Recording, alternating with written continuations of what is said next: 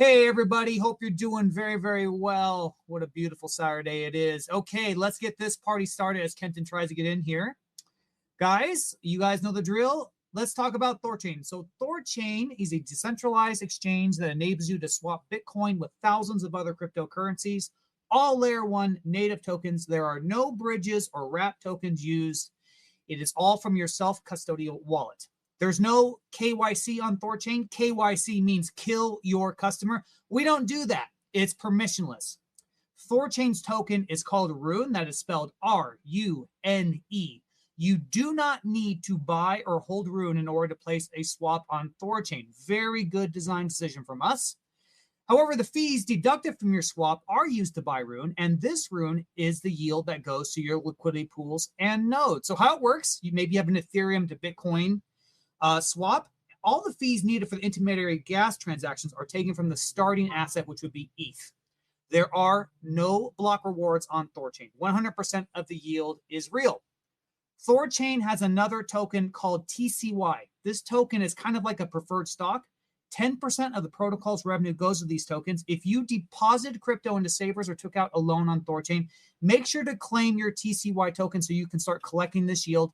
There is no rush to do this, so make sure you understand what you're doing before you do it. And anyone can buy the TCY token as well. To swap on THORChain, go to thorchain.org, click on swap, and you will see all the wallets and websites that use THORChain, and you can choose the interface you want to use. Rujira is building a decentralized Binance on THORChain smart contract layer. It's being rolled out as we speak. And speaking of Binance, if you hold Rune on a centralized exchange, you need to withdraw into self-custody because these tokens can be used to short sell Rune and drive the price down on yourself. And once in self-custody, you should look into bonding your Rune to a node to earn some yield and help secure the network. And you can do this at runebond.com. Very easy. All you have to do is pick a node, request a whitelist, and then bond your Rune once approved. If you have questions, feel free to DM me. There's a THORChain community Discord and Telegram. You can all join to learn about THORChain and make friends. And in fact, we're going to have Baloney Bones on next week to talk about that more. But to find it, go to Thor Community. That's Thor, T-H-O-R, community account on X. Guys, please repost the space. If you're listening to the recording, I'm watching you right now. I'm watching you right now. Maybe you're in the bed. Maybe you're in the gym. Maybe you're on the toilet. Maybe you're driving the car. You need to repost this space. I don't care if it's dangerous. You repost this shit right now. I'm watching. And if you don't, God will judge you. Guys, this space is aimed at anyone towards their THORChain journey, whether you're learning about it for the first time or you've been around for years. There should be something for everyone on spaces today. Currently, a shout out for the node operators. There is a vote going on. The one is reducing the outbound delay from 1 hour to 20 minutes, and then ADR 21 should be going out today. That is the marketing ADR. We're going to be probably talking about that later today. But that's enough, guys. Let's get this party on the road. My name is Patriot Sounds. I am an educator, content creator for THORChain. My co-host is having problems coming up. It is what it is. We'll get up here. But then we have the man of the hour, Chad Barraford. Chad, how you doing, sir? Good to see you again. How are you, sir? Good to see you again. I am doing so very well, man. Thank you again for coming up and talking. You are definitely a favorite of the THORChain spaces. So last time we had, you were talking about all the things you're working on, order book and all that good stuff. Would you like to maybe give a quick introduction of yourself if people are new and don't know you, and maybe break down what's been going on? Yeah, sure. So for those who don't know, my name is Chad Barraford. I'm one of the co-founders of THORChain. I was one of the original developers and helped architect, design, and build this code. I think to this day, like a majority of the code is still mine of the core protocol, but I haven't looked in many months, so maybe that's not correct anymore. But still a strong contributor. And these days, I've been working on expanding our swapping capabilities. Away from just like basic market swaps towards what we call limit swaps, which is conceptually similar to a limit order. And then the other thing I've been working on is what we call rapid swaps, which is basically allowing streaming swaps to occur in a single block rather than over several blocks or many blocks. So allowing people to trade very actively on the protocol in much more capital efficient way. And then the limit swaps, like I think what excites me the most about it, although there's many points of value to it, is it allows our arbitrage bots to move from a passive kind of arbitrage perspective to a more active arbitrage perspective, and that just allows us to kind of maintain the pool prices much more effectively and much more quickly, and get more volume passing through the protocol. Awesome. Yeah, these are huge increases in efficiency for the protocol. I am so very excited for them, and I know everyone's super excited for them. Well, we got Kenton up here. Kenton, you want to check out your mic, man? See if we got you there. Yeah, mic check. Hi guys, thanks. Sorry about that. I don't know what the problem was. Dude, don't worry. I had a problem with my phone. So then I just switched to desktop. So it is what it is. It's just X spaces are capricious. Go ahead and give a quick introduction of yourself, buddy, and then I'll let you take it for a little bit. Yeah, my Kenton Off Toes. I have a fund dedicated to investing in Rune and running nodes on THORChain, and yeah, that's it. So I'm a node operator and bond provider in THORChain. Yeah, that's me. Love it, man. Awesome. So yeah, I don't know if you had something for Chad, but he was just doing a brief recap on what's going on. Everyone always asks me like when. Are you able to say anything to that, Chad, right now? Because that's all I get asked all the time. Yeah, so the limit swap code is going to be part of 3.11. Well, it's already majority of it's actually already in the code as of today, but there's a few more things to be added, which are in 3.11. There's a couple like kind of more like finishing touches I still need to work on, but the main meat of it is already kind of there. It'll be part of 3.11. Rapid swaps will probably also be in 3.11 as well, which will come out in a few weeks onto the main protocol. We can start taking votes or whatever to enable those features. So it's getting rather close. Chad, I have a question for you about limit swaps and rapid swaps. Like, this will work? Like, you don't need to use trade assets to utilize either Correct. ones, right? Yeah. Yeah, you could. So the memo that you pass to do the trade is almost identical to the current memo we use for just like a regular old swap.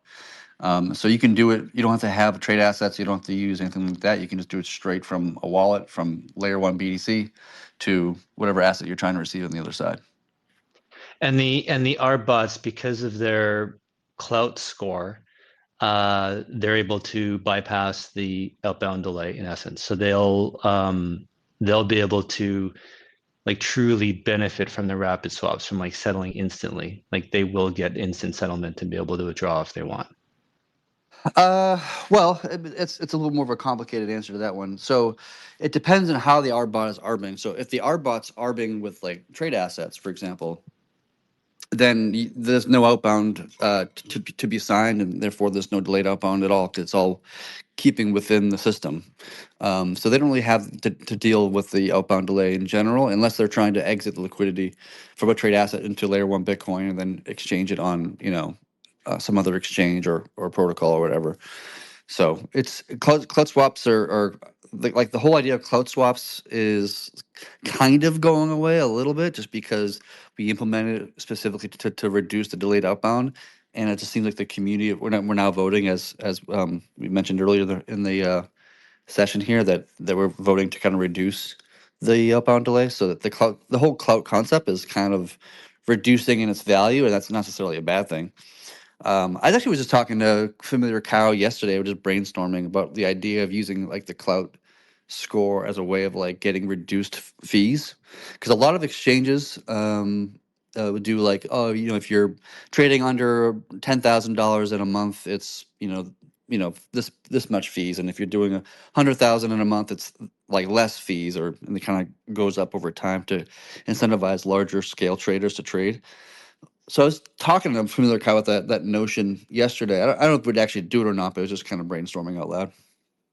I'm totally in favor of it. I think absolutely we should. Like basically just Yeah. copy Binance's fee schedule. Yes.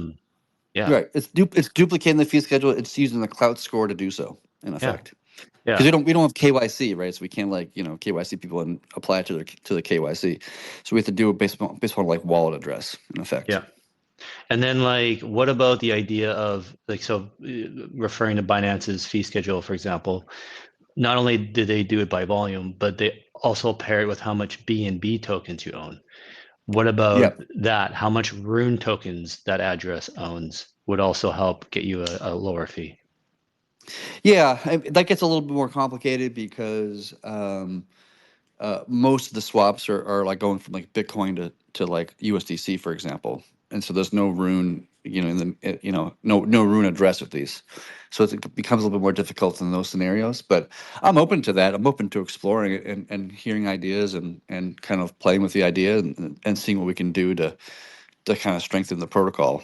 I mean, kind of the point of like the whole clout score in this context is that, at least in my mind, was that like if you get less fees as you trade on THORChain, it kind of causes traders to be kind of locked into the THORChain community, right? Instead of being drawn by other competitors. This is exactly what happens. This is why they do like that free trial stuff that you ever go on some website and sign up for like a 14-day free trial and all this kind of thing. The reason why that works so well, so effectively, is that you spend 14 days like getting to know the software, configuring it to your specification, and then after a while you've invested a lot of your time and a lot of your energy into this free trial. So when the free trial is up and they want to charge you like $15 for the service, you're more likely to say yes to that than you are on day one.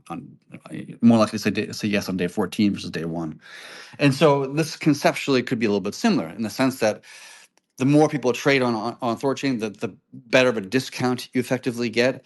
And you don't want to lose that discount by going to some other provider. You want to continue to build that discount and get an even better discount. And it kind of creates like an incentive, like a rewards program, if you might want to call it that, to have people be long term and aligned with THORChain as their like primary swapping platform.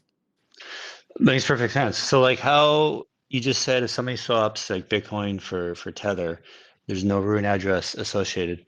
Well, doesn't the cloud score follow a Rune address? How is cloud being measured or tracked? No, it follows any address. So Ah, you get value swapping from the Bitcoin, and you get value swapping to the ETH address, right? And maybe there's a Bitcoin address, an ETH, a Rune address as well. But all of those addresses, each individual address, the Bitcoin address and the ETH address, have some cloud score that's associated with those two addresses.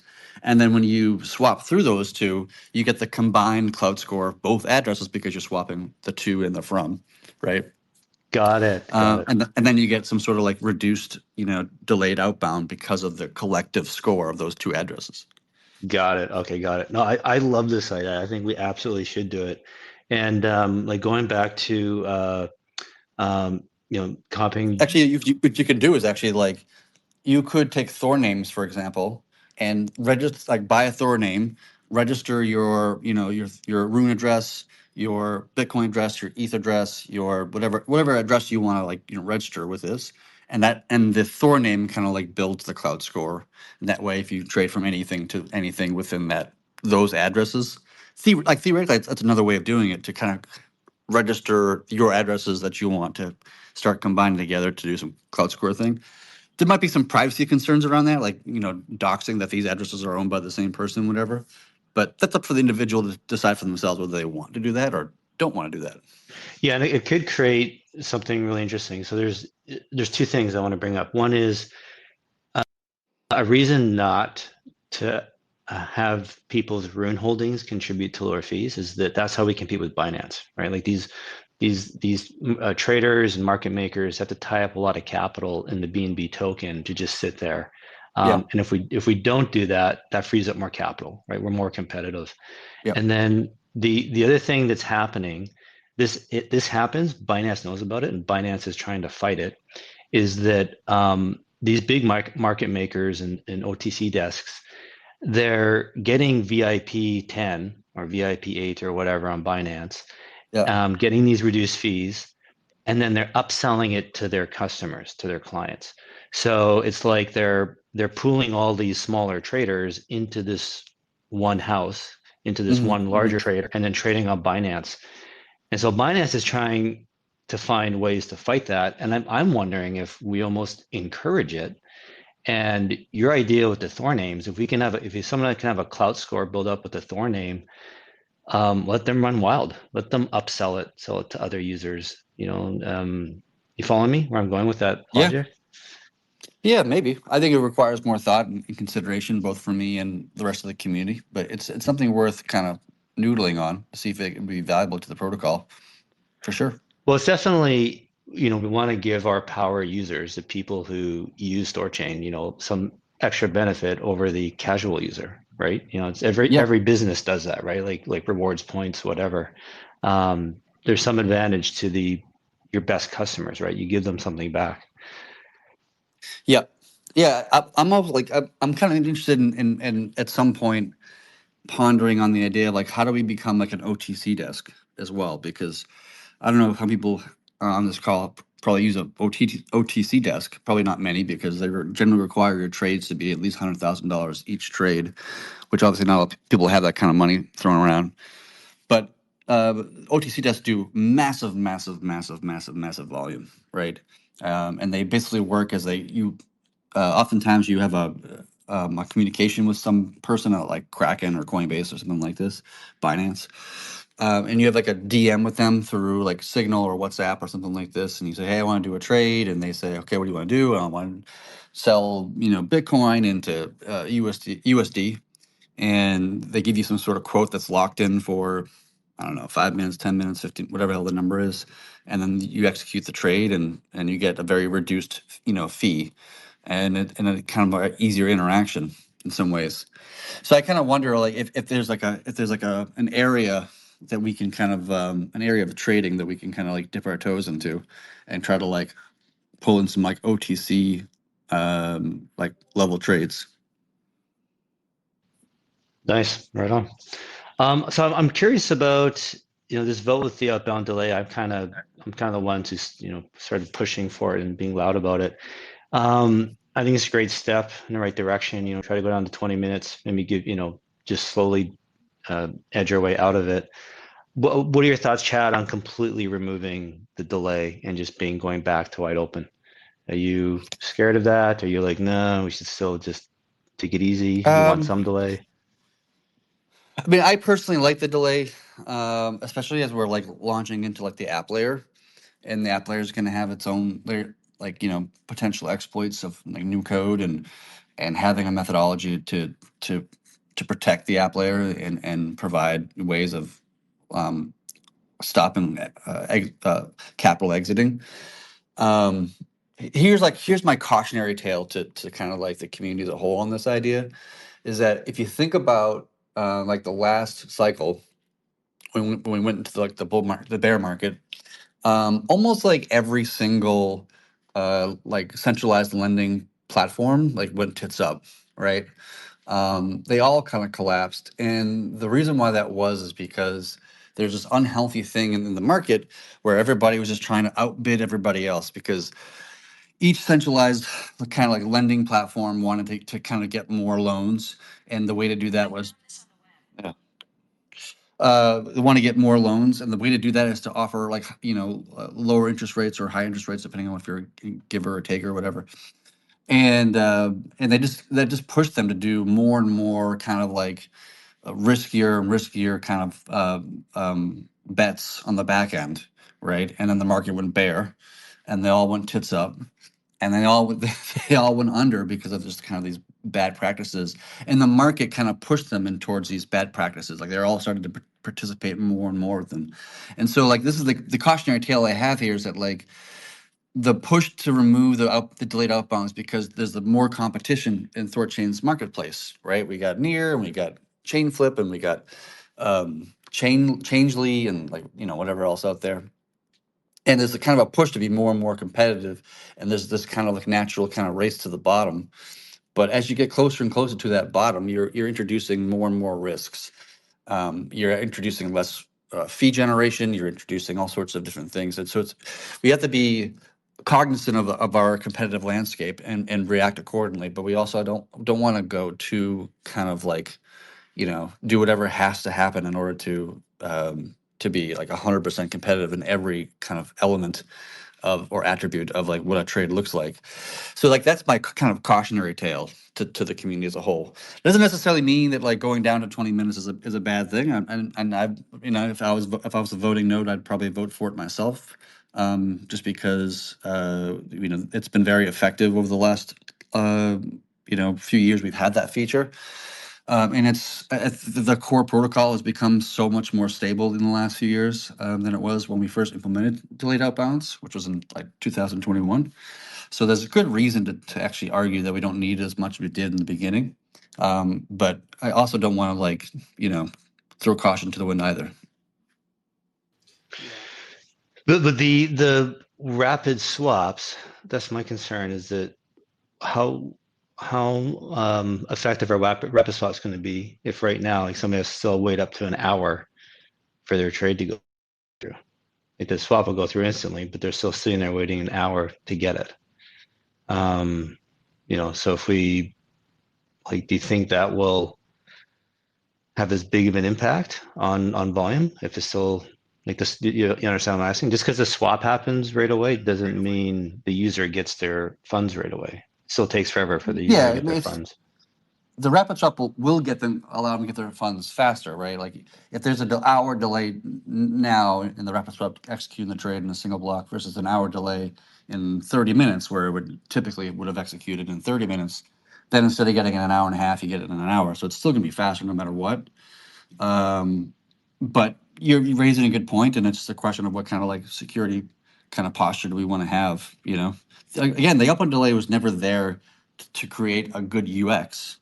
That was obviously never the intent. The intent was just to have a stronger security posture that if in the event that something happens and funds are at risk, that we can pause and retain those funds and not have to deal with another situation. Yeah. Right. Yeah. No, I understand. My concerns with, if I look back over the last 4 years, all the things done to protect THORChain make it that much harder to use. And it's like I get it, it's a trade-off, but at some point, like we have to accept the risk, right? Like we got to take some risk, and because otherwise we're just protecting a protocol that nobody wants to use. Like it's sure, but that becomes like a where do you draw that line of what is too risky or not risky enough or whatever, right? And that's it's a subjective line that you can draw, that I can draw, that everybody on this call can draw, and it just becomes up to the nodes to decide like where that line is we want to draw. Is it an hour? Is it 20 minutes? Right? Yeah. Or is it 0 minutes? Right? Like where is the line we want to do as a community, and that's up to the community to vote. I think the 20 minutes is a good step forward. And like Pragmatic Monkey said in the last spaces, we're going to be introducing a lot of new code with the app layer, a lot of new attack surface. I'm confident in their abilities, but shit happens. So I am partial to both your argument, but I think 20 minutes is definitely, we're reducing it by 66%. So I think that's a good step in the right direction. Yeah. Yeah. I'd be curious to see what actually happens as a result of this. So like if we pay attention to, the volume, whatever, and does this actually mean more volume to the protocol, or does it not mean like any more volume? Like when we get these like kind of APIs like SwapKit, for example, that kind of quote a bunch of different protocols, THORChain included, and then they pick one and they trade. Like how much does the length of the trade, the time of the trade really matter? I don't know. I guess we'll find out. It definitely matters because I can tell you, I've definitely avoided THORChain, so I don't want to wait. So that's it too. So how many people are not trading on THORChain because they don't want to wait, or they trade once and like what's taking so long, and then they don't want to do it again. It's definitely a factor. Time is a huge factor, especially in today's world. Time is everything. Like how often you go to a website, if it doesn't load within 2 seconds, you're gone, right? Like, yeah. It's time is huge. I would argue even more important than price. How many times in your life have you paid a premium to get things done faster? So time is huge in today's world. Yeah, no, that's a fair statement, and we should just pay attention to the results of this kind of experiment. That we're going to reduce delayed outbound. let's see what the data tells us. Yeah. And that's that's the way to go at it. Yeah. Patriot, you mentioned Apple Air introducing a whole new attack vector. This is, I mean, does it really? Like, I thought the whole point of Apple Air and the smart contract layer is that these like Apple Air can't do anything different than you and I can do, than just a regular user. It's just automating a person or the ability to interact with THORChain. Like, there's no new, like, there's no real change in the code. Like, or how do I say that? No, I think you're right. And what I'm saying is, I think with as the app layer goes, like THORChain and Regira, their reputations will become intertwined, right? And it just, I mean, I think you can see the permutation in real time. Like the communities are coming together, and so for me, it's just about promoting the best experience when it comes to security.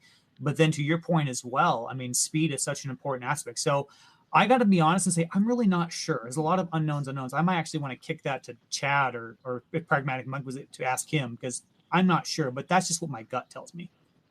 Well, this is why people keep bringing up. I have to push back on this combining the two community idea. This is why THORChain and Regira need to stay separate. THORChain can promote THORChain. Regira can promote Regira. If Regira has any problems, if there's any issues, that's on their brand, right? That's how THORChain protects itself. Then we can be isolated from that and not take it on, right? So, That's fair, but you got to remember the interface. If we start offering these primitives on the app layer with a THORChain skin, then also that may just have, I don't know, that might mean, right? Like I think that's the goal on the front end is, we'll have perps, we'll have this, and it'll be called THORChain, but really it's Regira. And to your point, people won't be able to distinguish the difference. I'm really not sure, Kenton. I'm just gonna be honest with you. I don't really have a hard stance on this. Something I think about a lot, though. Yeah, no, fair point. Chad, do you have any insight though on that on app layer on like, does it actually increase the attack surface by just having an automated user? That's a little bit of a complicated answer. So the short answer is no, because it doesn't really have any additional access or capabilities to the base layer than what you or I have as people. It's still using deposit, statements and whatever else, like the same as anybody else. But of course, it has its own individual kind of attack surface. So there could be a software bug in the COSM WASM Rust contract that's being written or whatever that has some sort of possible exploit or something like that. And that could be exploited, and some trade assets that were locked into that particular DApp are kind of exposed and released, and then they're tried to exit into layer one Bitcoin or whatever the hell it is. Like the core protocol doesn't really have any additional risk to it really, to its bonds or to its LPs or whatnot. At least not to my knowledge. But it does have its own independent risk separate from the core protocol, where its funds could be lost theoretically. Yeah, like the Rugi pools and stuff, and like the perps, like the Rugi platform. pools, for example, Yeah. and like the perps and the Bitcoin backed stablecoin, like all those things can have its own risk of collapse or risk of exploit or risk or whatever that's separate from the base layer, but it doesn't put rune holders at risk to my knowledge, or anything like that. Gotcha. I want to ask you about limit swaps. So will the front ends have to do like a lot of work to support them, and have their users be able to enter limit swaps and cancel their limits? Yeah. It's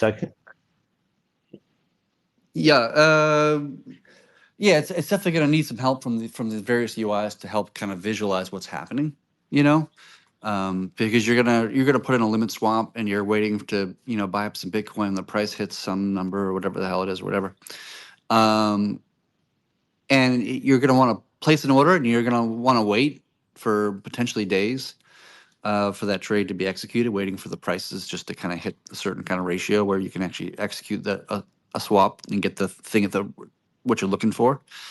So there's going to require some UIs to kind of refactor themselves to kind of support the feature. But I think that's makes sense because to me, the type of person, the individual who wants to use like a limit swap is not like a swapper in a traditional sense. They're more like a trader, right? Somebody who looks at charts, somebody who, makes a long-term analysis and TA, whatever it is, and fundamentals, whatever. And that type of person is wants a more complicated and more powerful and more, rich kind of UI. And I think like that's really positive. Like, I can imagine, THORSwap or other kind of UIs just kind of like engaging with this and giving a very good clean UI for it, which is great because it's attracting a different type of swapper or a different type of trader into our ecosystem, rather than just try to compete with chain flip or whatnot on just like basic market swaps, where we can do that, but also expand to a different marketplace that they're not servicing and get volume that way, right? And being kind of like water and mold ourselves as we need to attract the most amount of volume and fee collection as we can. Oh, totally. No, this I think this will be huge for us. So will there be like on THORChain.net like a way to see the whole order book on THORChain? Is that being talked about? There should be, like, I don't know if that's actually going to happen or not. Like, I'm not like clued into the UIs working on this. I'm just trying to get the feature off the ground and Yeah. and then let the whatever UIs, whether it be THORChain.net or whomever that wants to kind of engage in this particular feature and offer, looking at order books and seeing how much liquidity is waiting to be executed in one direction or the other, or what have you. I know that like the app layer will probably be using this feature themselves to some degree, and also market swaps as well. So like they'll all kind of plug into that to some variation or some amount. But it's up to the different UIs to decide what they want to do. And like, we were talking before, you and I, Kenton, about like a THORChain official UI, a swapping UI, right? That's be part of like the memoless world. And whether this is included in that is, another discussion to be had and debated. Cool. So so THORChain base layer is going to have its own order book, and the Regira app layer is going to have its own order book. And then in theory, traders and arbitrageurs will go between the two, right? Yeah. Yeah. Yeah, but it's going to be like it's kind of a funny thing because you can say that THORChain has its order book, and you can say that the app layer has its own order book, which is kind of factually true, but they also trade with each other like like they're neighbors, so they in some ways they're like one order book, you can argue, right? Because on an order book on Ruggieri, like if the pool can execute the trade, then the pool executes the trade, and if they didn't, even if they don't have the liquidity in the Ruggieri, it can go to the base layer to get the liquidity there that it wants or needs. So the two are like they're separate, but they're also like highly coupled, in a matter of speaking. So, okay, so my own ignorance then, it was the limit swaps on base layer, that's L1 assets being held.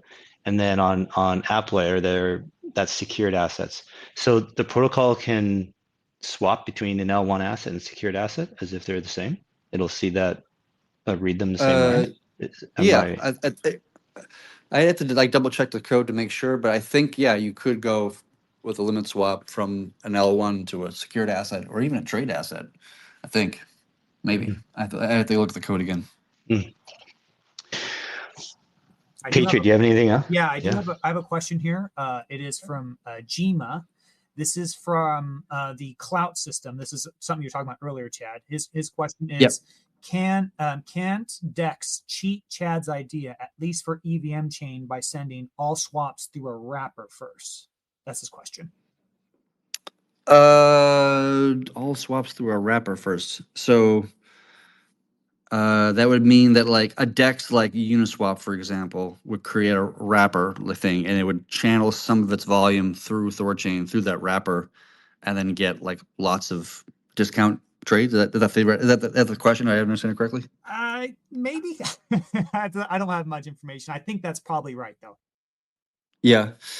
Yeah, it's possible, but in order to do that, you have to through a smart contract. Through a smart contract, he says. Yeah, it's I don't see why it would not be possible to use it to build a smart contract, and that contract gets the cloud score.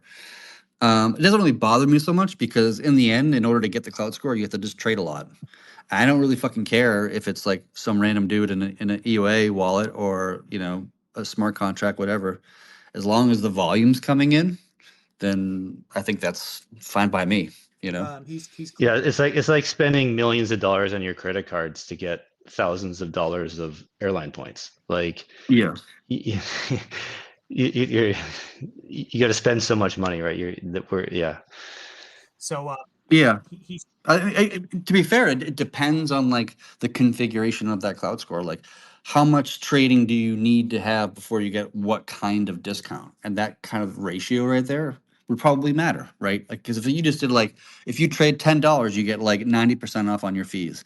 Like, that would be a pretty like ridiculous, ratio. So it depends on what the kind of parameters are that would matter in that hypothetical situation. He describes it here. He says, this is in regard to Token Pocket specifically. He says, all swaps done through Token Pocket go through their own contract first, where they skim the fee, and then they go to THORChain. Yeah. Theoretically would be that's how it would work in that scenario. That's probably how it's working right now in that scenario. Like, there's probably very little outbound delay out of that particular smart contract, because it's using the same cloud score. Well, wouldn't that be a good thing that we would, if Token Pocket, if they're sending us lots of volume, we want to give them a discount? Well, it depends on how you want to look at it. So to argue for the question per person prompting the question, to argue from their perspective, like, well, we don't want everybody get access to this discount. We want people who like earned. So like, say you need to trade like $1,000 to get 5% off on the trade. I'm just making up round numbers here, right? But or it's better to have 5 different people trading $1,000 each to each get the 5% off than all 5 doing $200 worth and combining together. Now all of them get the discount, but only actually traded with $200 each. See what I mean? Like, it's a way of undercutting of abusing the cloud score and that hypothetical, right? So that you only trade $200 to get the 5% discount, where you're supposed to be getting $1,000 before you get the 5% discount. Does that make sense? I think it's actually kind of aligned to what you were saying earlier, Kenton, about like Binance having a problem with like people just kind of like wrapping their cheap fees and avoiding paying larger amounts of fees to Binance. Yeah, exactly. Patriot, do you have anything else? I don't think so, man. If you want to move to another topic like marketing or something, I'm totally open. Well, I figure that's going to dominate the conversation. So I want to give Chad a chance to talk about anything else you want to bring up, Chad, before we get into marketing. Yeah, I mean, I think the protocol in general is doing quite well, actually, from a technical perspective. We have a handful of like things we want to see done in the nearest future for like major features in the base protocol, and all of those are kind of already in flight by one person or another. So I'm hoping that like within the next, I don't know, I'm gonna say like 5 or 6 months, we'll have all those major features landed, and that's like rapid swaps and limit swaps and DKLS for cryptography. That's memless inbound and memless outbound. That's batch outbound, so we can reduce on gas fees, transaction fees, so forth and so on. I think like the thing that's like happening now that I think is really interesting and something we all need to be like kind of cognizant of in our kind of community is that I do see like the kind of like landscape shifting in the cross-chain swap kind of like marketplace. And while THORChain was like really the first to do this, and we were kind of the only ones to do it for, I don't know, it must have been 3 years before somebody else forked and created something very similar. There's more competition these days, and people are trying to compete in different ways. I know like Near is subsidizing a lot of their trades with like no fee kind of scenarios to try to like stand out and get more kind of bigger piece of the pie in a matter of speaking.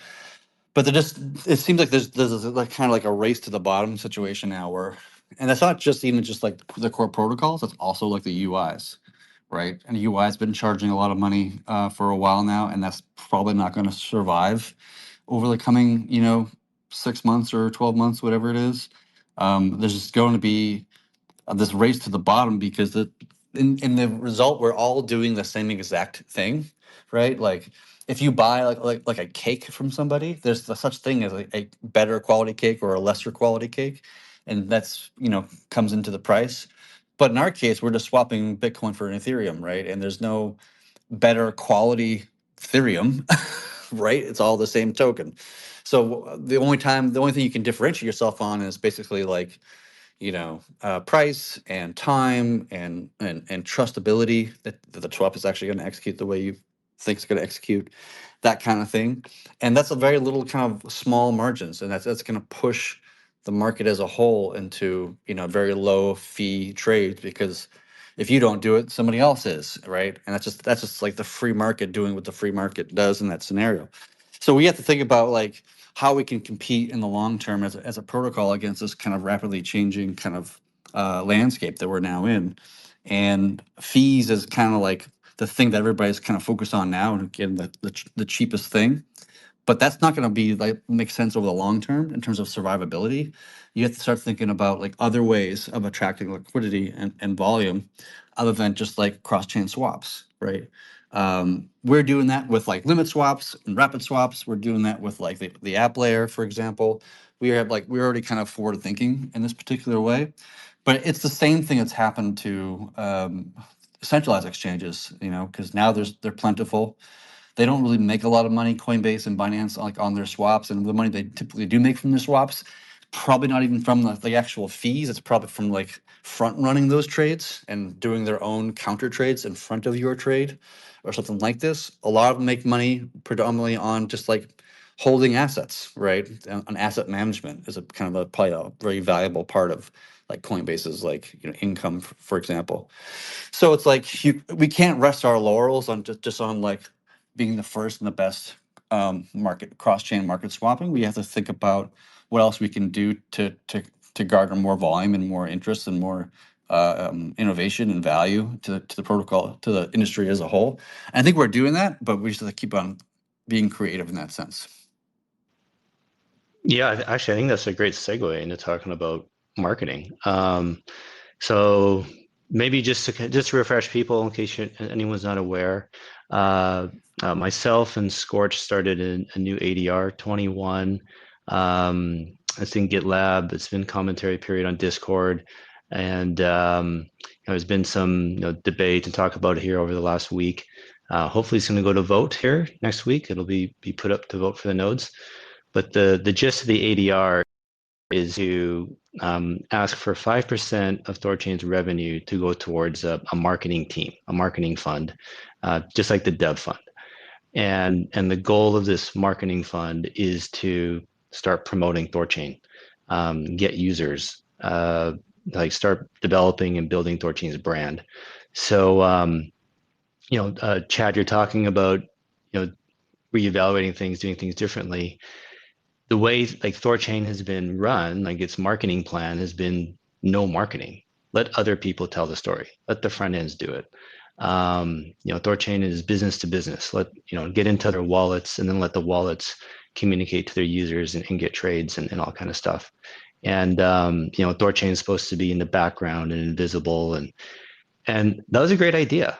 I think I bought into it. A lot of us bought into it, and it was working.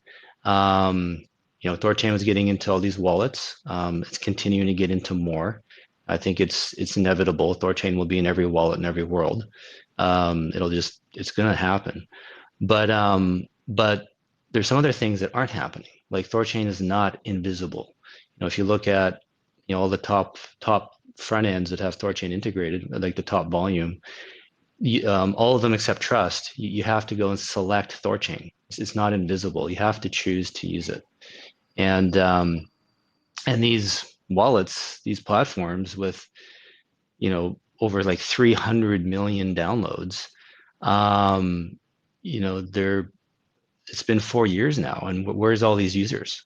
We have 30,000 users per month right now, it's like 1% of 1% of all their that whole user base. There's a disconnect, right? So like these, we're all waiting and hoping for these wallets to go promote and market to their users to trade, but they're not, or what they're doing a horrible job if they are.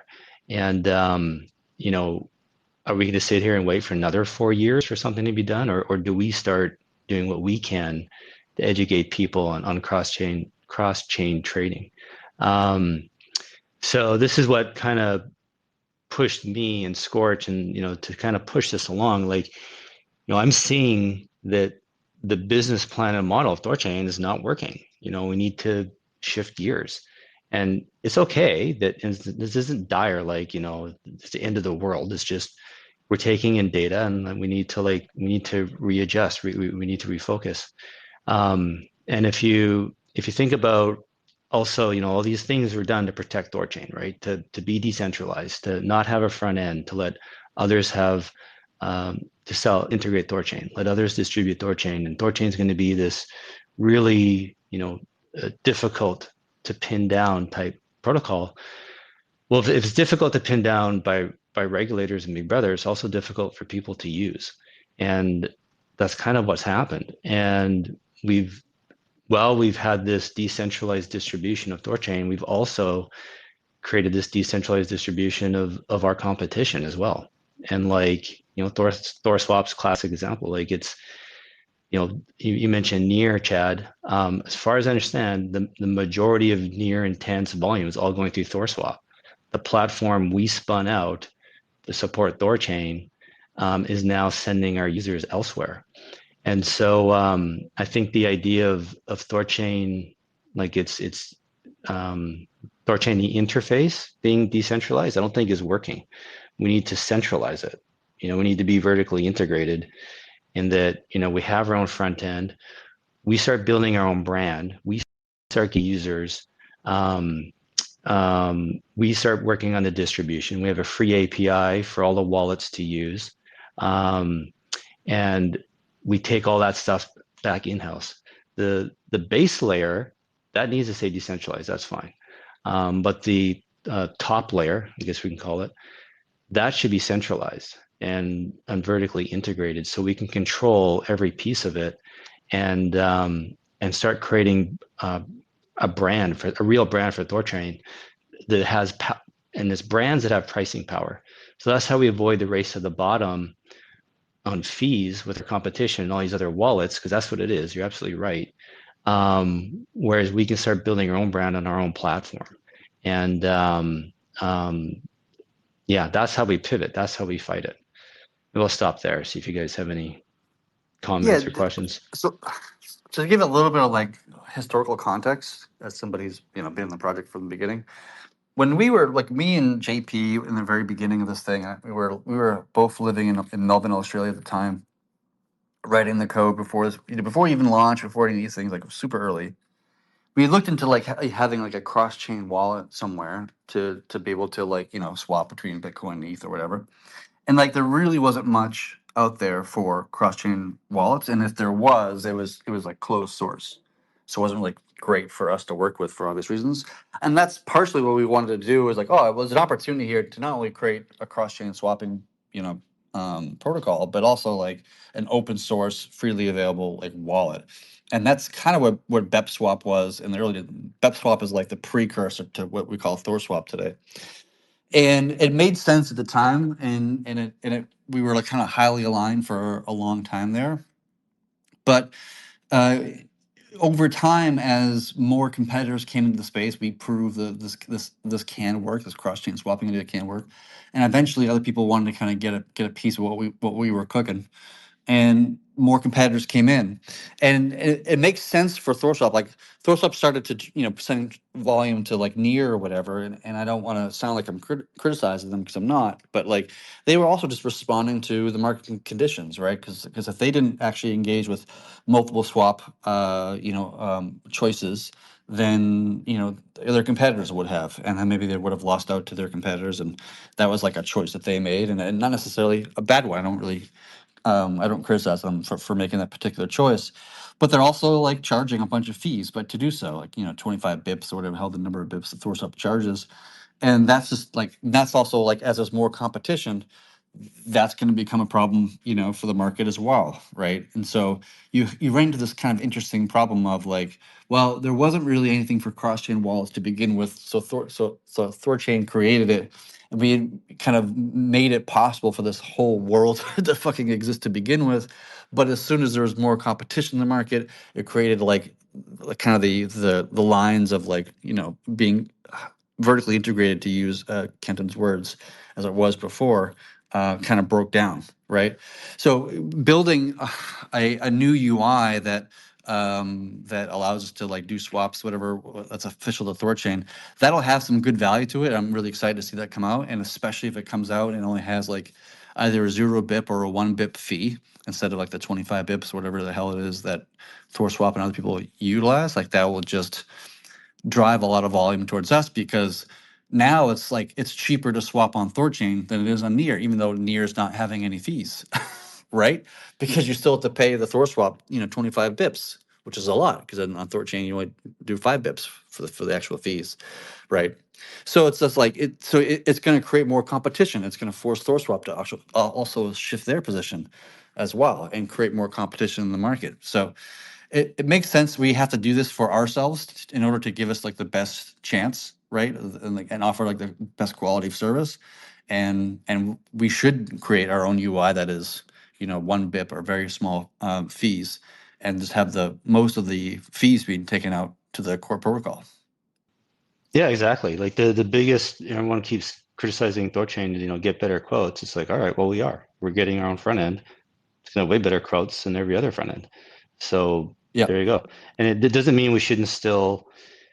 I always feel like too many people always think it's like an either or question. Like THORChain should still be working on getting good quotes in its other, in general, right, on these other platforms, right, and have its own feeless front end, right? It's not like Yep. we have a feeless front end and then we just stop worrying about the quality of our quotes. No, we still want to be competitive. We still want to compete and make those as best as possible. Yep. Yeah. So okay. And the other thing is too, like, a lot of people, THORChain was built out of during a hostile regulatory environment, right? Where, people are getting debanked, if you're in crypto, it's kind of a badge of honor, I guess, if you've been debanked in crypto, and projects are getting blackballed, all that kind of stuff. It's hard to get, we're, governments around the world basically are against us. And it's done on 180. Like, we're in a completely different regulatory environment right now where it's friendly. And Yeah. I just posted something the other day on Twitter that the DOJ said they're not going to go after developers if there's no criminal intent proven, right? Like, if a criminal uses your code, if your intent for writing that code was to facilitate criminals, fine, then we're going to come after you. But if your intent for writing that code was not to facilitate crime, we are not going to come after you. And like, that's a huge, like, hey guys, we're not doing anything wrong here. Yep. You should get more comfortable, because that was part of the reason for, THORChain being as decentralized as possible, so we don't get shut down. And you guys have to think about the bigger picture here, like the second and third and fourth order effects of this is like, everyone's talking about institutions and big money coming in, and 401ks, all this like trillions of dollars going to start buying crypto. They're not going to buy anything that they think is regulatory, like against the regulators, like or uncompliant or whatever.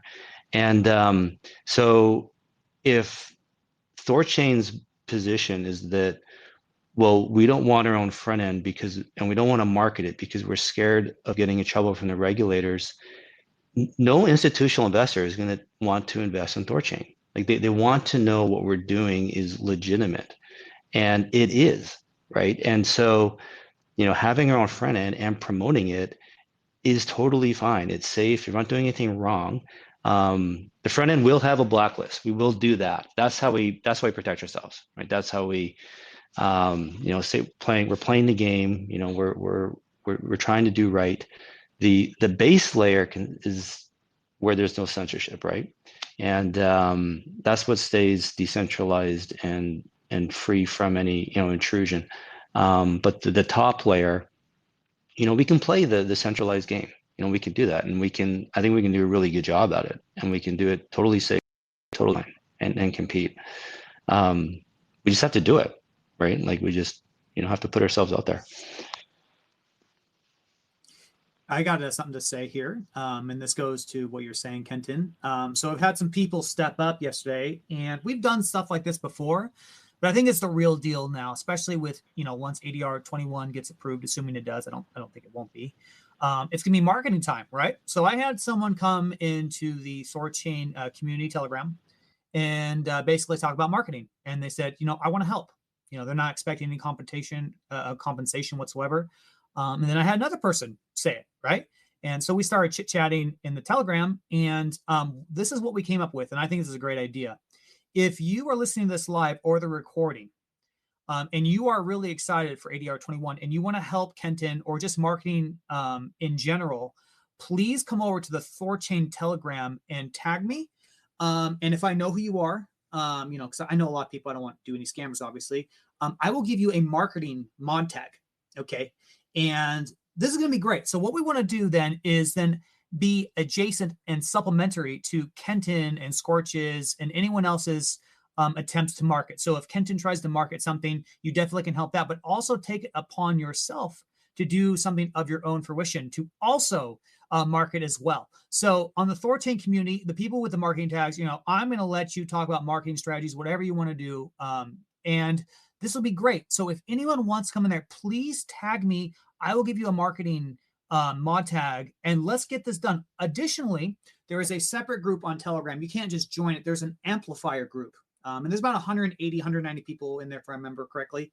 And this group is specifically for posting links. We don't like to do chit chat there. We don't, you know, we want to have all signal, very minimal noise if we can help it. Okay. So between the THORChain Telegram community channel and the amplifier group, we want to engage in marketing. So again, I shout to anyone, if you are excited, if you want to work for your badge, just like me and the other people in Telegram, go to the Telegram chat right now, tag me, say, hey, Patriot Sounds, I want to help with marketing. I'll give you a marketing tag. And we're going to do this. We can all do this together, right? Because ADR 21, this is specifically a deal with Kenton and the nodes and the strategy for marketing. There is no reason why the average holder of Rune, or even on the Rajira side, right? Because on these interface, there's going to be Rajira primitives on there. Where there's no reason why we can't promote this together, okay? And I will definitely help anyone in this endeavor. So I just want to shout that to the community. Let's get this party started. I'm really excited. It's go time. This is marketing for real. We've always been doing this in some little way, but now it's time to really buckle down and get serious. So Kenton, when the time comes, when ADR 21 gets going, the interface goes up, my goal is to have an army ready to help you. So let's fucking go, you guys. Thanks, man. That's great. And you're right. Like I've had people in my DMs, like, you know, pros at SEO and pay-per-click, like, hey, I can help. I want to do it for free. And like, this is the power of our community, right? This is how we win, is we've got, you know, all these, like THORChain is full of the community is really smart and successful people who want to, you know, do things for free. I'm doing this for free, right? I'm doing it same way as you guys. Like I own a ton of Rune. I get yield from my nodes, you guys. Like I make the same money you guys do. I'm not getting paid for this marketing push. I'm getting paid the same way you guys are. And so maybe it's good if I kind of maybe back up and give everybody like the full picture. So I think it was in March, I started kind of running my mouth about marketing. And JP gave me, he basically, here, I'll give you 250 grand from the treasury, go do what you want. And then I'm like, all right, cool. So I started looking into it. And then I realized Scorch, he had written this I found out he'd written an ADR for marketing in January, like a draft that he's been working on, that he wanted to, like, you know, try and do something. So we kind of joined forces, bouncing ideas off each other. I started looking into all the different crypto marketing agencies. And like, guys, I get it. there's a lot of garbage out there. There's a lot of marketing strategies that are garbage. There's a lot of waste of money. And like, I'm like, listen, these things don't work, or it's going to be expensive, or like I talked to one firm, like it's like, 120 grand for a couple months, but it's a black box. You don't see where the money's. I don't know how much is going to click. I don't know how much is salary. I don't know where it's going. And like, I'm like, man, like, how does this work? And then, so then I'm like, and back then I'm like, okay, we want to try and promote THORChain through like Trust Wallet or Ledger, our front ends, right? And I was going to start with Trust Wallet because I felt like that's her lowest hanging fruit. And it's just proven to be too difficult and cumbersome. We can't track the data. We don't have control like of the user because that's all in Trust Wallet. And then, and then even just trying to organize with them, like it took me like several weeks just to have meetings with people. Like it's so slow. And then, then we had this vote for the, moving the min swap free from 8 basis points to 5. And now, we're trying to get it back up to 8. And I'm like, guys, like, we're just like none of this is working. We're just like in a grind race to the bottom on fees. And like, we came in, like, how do you tell someone to use THORChain? Like, it's just, like, is our only way to get people to use THORChain just be the cheapest provider in the world? I'm like, it's such a horrible business to have. And so then that's what it dawned on me. Like, we need our own front end where, like, why are we squabbling between 5 and 8 basis points when our front ends are charging 50 to 100 basis points? Like, it makes no sense. So we need our own front end with zero affiliate fee. We just have our base fees.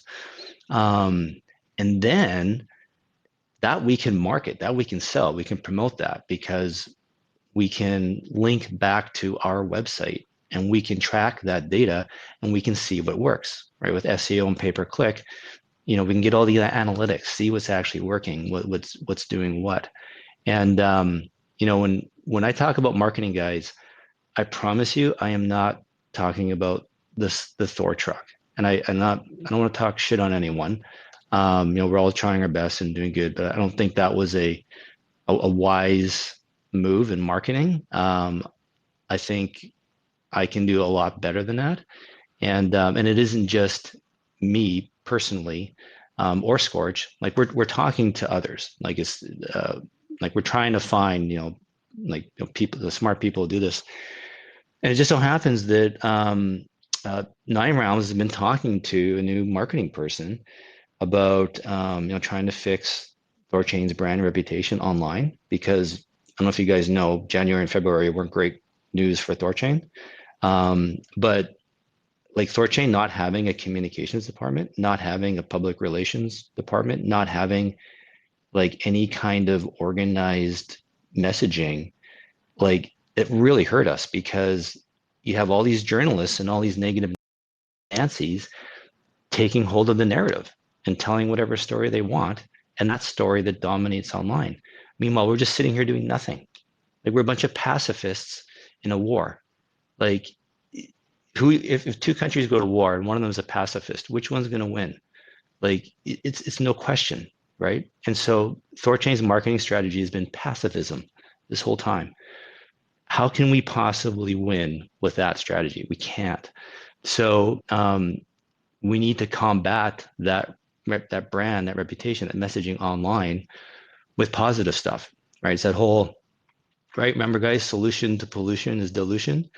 We can't scrub those articles, but we can overwhelm them with positive content.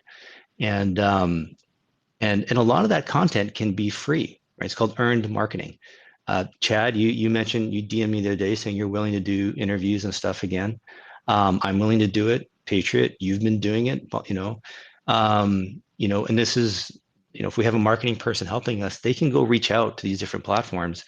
They want content, right? They journalists want somebody else to write the article for them, right? Everybody wants to do nothing. Nobody wants to work hard, right? Everybody wants their job to be easy. And a lot of these platforms want content. And so we just need to reach out to them and find them. And hey, we'll give you some free content. We'll come do interviews. We'll come do stuff. Here's a story, publish it. we just need somebody out there doing that, like actually contacting, those platforms, right? So this is what's great with, we get to talk to this lady that 9 rounds has been talking to. It seems like, she can help us do all these sort of things. So, and if not her, then we'll have to find somebody else. But the point I'm trying to make is this isn't just me and Scorch just sitting here, doing this, like coming up with their own things. Like we're trying to find like real people, real companies, um, who are going to do things properly and not for like stupid amounts of money either. The cost has to make sense. So, yeah, maybe I should just stop there. See if you No, guys have I thought that Patriots, was you have any I thought that questions was or great, Kenton. I think that's great, and yeah. I like the ending how you ended it. You and Scorch and myself and Chad and whoever, we are not ADR 21. Everyone can be ADR 21. Everyone can contribute to this goal. And to Chad, I mean, the story of THORChain is one of extreme. It's extremely compelling. The classic story of the human condition: struggle, perseverance, determination, and pushing the idea of a free, emancipated world where children don't have to grow up under the same economic tyranny that we all grew up, where our purchasing power is being siphoned. In order to accomplish that goal, THORChain had to take risks. THORChain had to try to be innovative. With just doing cross-chain swaps, it wasn't going to cut it. That doesn't liberate anybody. We had to try to build something like the app layer, which is why THORFi happened. It didn't work out. It is what it is. We don't apologize for that. We say, yeah, everything was open source. It was the code, and we gave it our best shot. And every failure that we had was an opportunity to learn. And in fact, when you think about THORChain, we actually have like a 99.99 correct success rate where all the different code changes we made, all the different lines, it worked. It's just always the negative stuff is always what garners the most attention. But to your point, Kenton, the solution to pollution is dilution. We now all have the story of THORChain in our hearts and our minds. We have the history to back it up, and we need to tell this narrative of what THORChain, why it was born, and what it has done. We can tell this story together. So that's why I'm telling everybody, get in the THORChain Telegram and request a marketing if you believe in this, like I do, just like Kenton, just like Chad.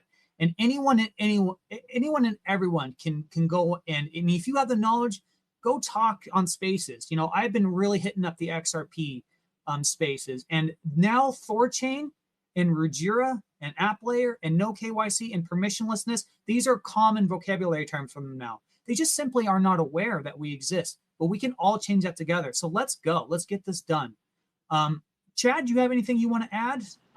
Because this is your space. I want to, I'm so glad that you supported ADR 21, man. And I just feel so good. And for the first time ever, not the first time ever, excuse me. I just really feel good right now. I feel like THORChain is like light and healthy and springy, and I'm just so excited to get going, you guys. It feels so good. Yeah, I think for me, like I'm coming around to a more marketing approach that you guys are talking about, that Ken's talking about. I think my biggest concern about the marketing concept as it stands today is that we don't have enough capital investing into marketing to make it as effective as I would like to see it be, if I can make that argument. That's partially because fees are reduced on THORChain relative to like macro things, relative towards we have like we're no longer doing the emission anymore, and there's a whole bunch of reasons why yield is relatively low to its history. Room price is down, for example. And so that this 5% that it's producing is producing some kind of money to help kind of fund this thing, and I'm not sure if it's going to be enough. Like I would like to see more capital goes towards this marketing effort. That's a little difficult in today's kind of market conditions, but I think that'll change over time, and we'll have more kind of capital towards Kenton and the efforts that he's trying to put together, and be even more successful than he's going to be with whatever little capital we start with. Actually, thanks for that, Chad, because I think it's been frustrating for me to try and get this through to people. Like 50 grand a month for you guys is nothing. Like that's water on a hot frying pan. Like it just evaporates. And like I still, even with the little bit of money, I do think we can stretch it out. I do think we can find something that works. But like I don't like it's going to work. It's just a matter of when. And the reason it's like marketing will work for us is because THORChain solves a real problem in the marketplace. Like we're not a solution in the search of a problem, right? Like how many times you guys have heard of like people in crypto, they don't know about THORChain. It's like how does nobody know about us, right? And if we get once people know about us and they finally figure out or understand what we do, like we are going to get more users and more volume. It's inevitable. We have to reach people. We have to tell them. We have to make sure they find out.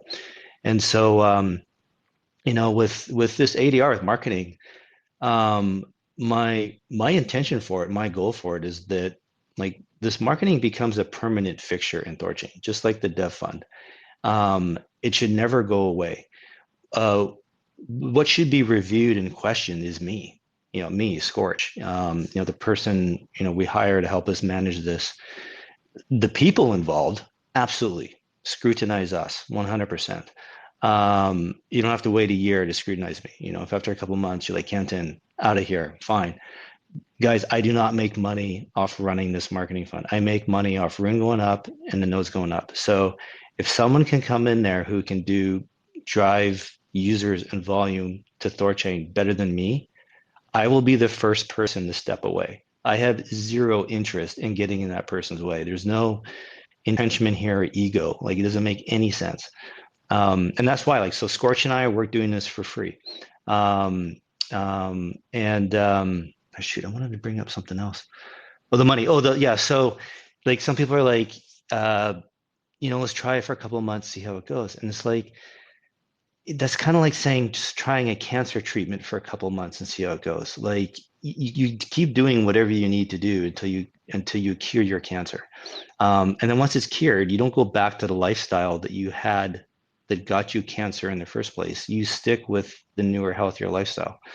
So like with marketing and sales, I don't know when it's going to kick in, when we're going to start, seeing the fruits of our labor. If it's going to take 2 months or 3 or 6 or 12, it's going to take a while. But there's the one thing we can start seeing right away is like if we're doing SEO and pay-per-click like that, we will be able to measure right away. But it's like, anyone who understands pay-per-click and pay-per-view, like you got to start out with like, a couple of grand a month type thing. Okay, is this working? Okay, then you start amping it up. All right, it's not working anymore. We dial back. Like it's a very iterative process, and it can take months before we find something that works. And meanwhile, we spent like 10, 20 grand a month, whatever, trying it. Like it's just how it goes. Like you can't. There's no other way to do it. But if we have a lot of smart people, a lot of engaged people with experience doing it, I'm confident we can figure something out. It's just a matter of time. And then the other thing is like our reputation, our brand. That's a little bit harder to measure, but that'll definitely take time. We can't fix THORChain reputation online in 3 months. Like anyone who says that is lying to you. It is just not possible. It's going to take time. And won't be obvious at first, but it should be obvious after a year or two. And anyone who's still stuck on this whole THORChain is business to business only and shouldn't be marketing to users. THORChain we're having some integrations or potential integrations hesitate because of the negative news on THORChain. Like we have to fix, even if your mind is just stuck on THORChain only going into wallets, we still have to fix that reputation and brand online for those integrations, right? Like wallets, if they want to present to their users that they're integrating THORChain, they don't want their users looking and saying, oh, this THORChain, it's stupid, it sucks, all these problems, blah, blah, blah, right? They don't want that. So like I posted Oracle the other day. Oracle is a business to business product. They spend more money on marketing than they do R&D. Like just because you're a B2B doesn't mean you don't do marketing or sales. You absolutely do. So what's great is if we are fixing our brand and reputation, everything online, it fixes everything, right? The B2B, the B2C, There's all these spillover effects. So yeah, maybe I'll stop there, guys. See if you have any comments or questions on that. Well, I think this is a good segue to open up to questions for the audience. If people want to come up, we have Chad up here. If there's any integrators who have any questions at all, but no, Kent, I'm totally aligned with you, man. I think that's perfectly said. And I think most people are starting to get it. This is something, like we said, that all of us can do. You're not getting paid to do this. I don't necessarily get paid to go and do all this extra free stuff or nothing. So, this is just our own hard work, and we can do this together. And I firmly believe that. And also, Kenton, it's really good. The Regirans, they also have a marketing redundancy. I gave you a little hint on this, but just in case it doesn't work out, guys, the Regirans have done a vote, and they have decided that if it doesn't work, we could always try big titty goth mommies and push memes, big titty goth mommies, and see if that works. So we do have a fallback plan, buddy, if your ideas don't work. Okay, just give me there. Well, God help us, my plan works then. Yeah, and if no one's coming up, I do have a list of all the criticisms I've seen, so I'm happy to go through them and point by point and address them if nobody wants to come up. We did have someone request. I did approve them. I don't see them yet, though. Okay. Well, maybe I'll just kind of start, and this is no particular order. Just kind of how I've jotted them down. I've had people say, like crypto is it's not a business. It's not trad. It's not like TradFi or anything like that. And I'm like, I think you're crazy. You're insane. Like crypto follows the laws of physics. Like Bitcoin follows the same laws of physics that gold does, and it also follows the same laws of economics that gold does. Right? Like THORChain is a business. THORChain is an exchange. It follows the same laws of economics that Uniswap and Binance and Hyperliquid follow. And if people insist on treating THORChain unlike a business, no investor will take it seriously. We have to view this like a serious business, it's a going concern. And people will say, well, Bitcoin didn't have a marketing budget, and I'm like, wrong. There's thousands of people spent millions of hours and billions of dollars pushing and pimping Bitcoin to the world. That's why it's one of the biggest brands in the world, because you had all that capital going into it. So to suggest that Bitcoin had no marketing, I think is like the most ridiculous thing I've ever heard. And to compare THORChain to Bitcoin, it's like come on, guys, get over yourself. It's like saying Brad Pitt walks into a restaurant, women throws themselves on Brad Pitt. When I walk into a restaurant, why don't women throw themselves on me? Well, I'm not Brad Pitt, and neither are you. We're not Bitcoin, you guys. The sooner you recognize that, the sooner we can get over ourselves and start moving forward and actually getting somewhere. That, you have to understand the situation, circumstances we're in, and this is part of the push for having our own front end, is to give our thousands of THORChads something to sell, right? This is how many Bitcoiners with their friends in a pub, here, check out Bitcoin. This is how you use it. Download this wallet and do this. And the Bitcoin community made it very easy for each other to sell Bitcoin. Whereas the THORChain community has made it very difficult for each other to sell THORChain. With our own front end, our own interface, it will be much easier for us to sell it. Somebody sent me a DM here today that you go on CoinGecko, Ruji Rune is the highest trading pair, and it links to THORSwap. We need that to link to our front end, right? So, yeah, there is marketing in all these other cryptos. Hyperliquid, people say, oh, Hype didn't do any marketing. Yes, they did. They had, several months of, what do you call it? When you're doing trading and you're getting points to get the airdrop, that's marketing, you guys. Why can't we do that? We get our own THORChain interface. We do up some kind of trading program where we try to get users to farm points, and we give them a gift of TCY or something like that. These are viable strategies, way to try and get users that we can think about. And what's cool is, we can, like, everyone's taught, we can fork other people's marketing methods, right? So that worked for Hyperliquid. Let's try it for us. All that grassroots marketing for Bitcoin worked for it. Let's do that, and try and support that. So yeah, there's, the other one, okay, Polkadot. People are telling me that, Polkadot failed. Okay, so we don't do what Polkadot did, right? There's just because their strategy failed doesn't mean marketing doesn't work. It just means that strategy of marketing doesn't work, and we shouldn't do it. It's To be kind fair, of like, Polkadot had a lot of reasons why it failed, not just marketing or something. You know what I mean? It's hard to blame marketing for that. well, and are you saying like they had a shitty product, like it just Well, Polkadot? yeah, there's issues. The product was unstable. I mean, this ecosystem was fairly weak, in my opinion. Like, there's lots of reasons to kind of like poke at Polkadot. And you could argue that maybe their marketing wasn't done well, and maybe that's true or not. To be honest, I don't even know what their marketing was even like. But it's just not a valid argument, in my opinion, because there's lots of reasons why Polkadot, didn't do so well. Yeah, and THORChain is a fantastic product. Like, we just have to tell people about it.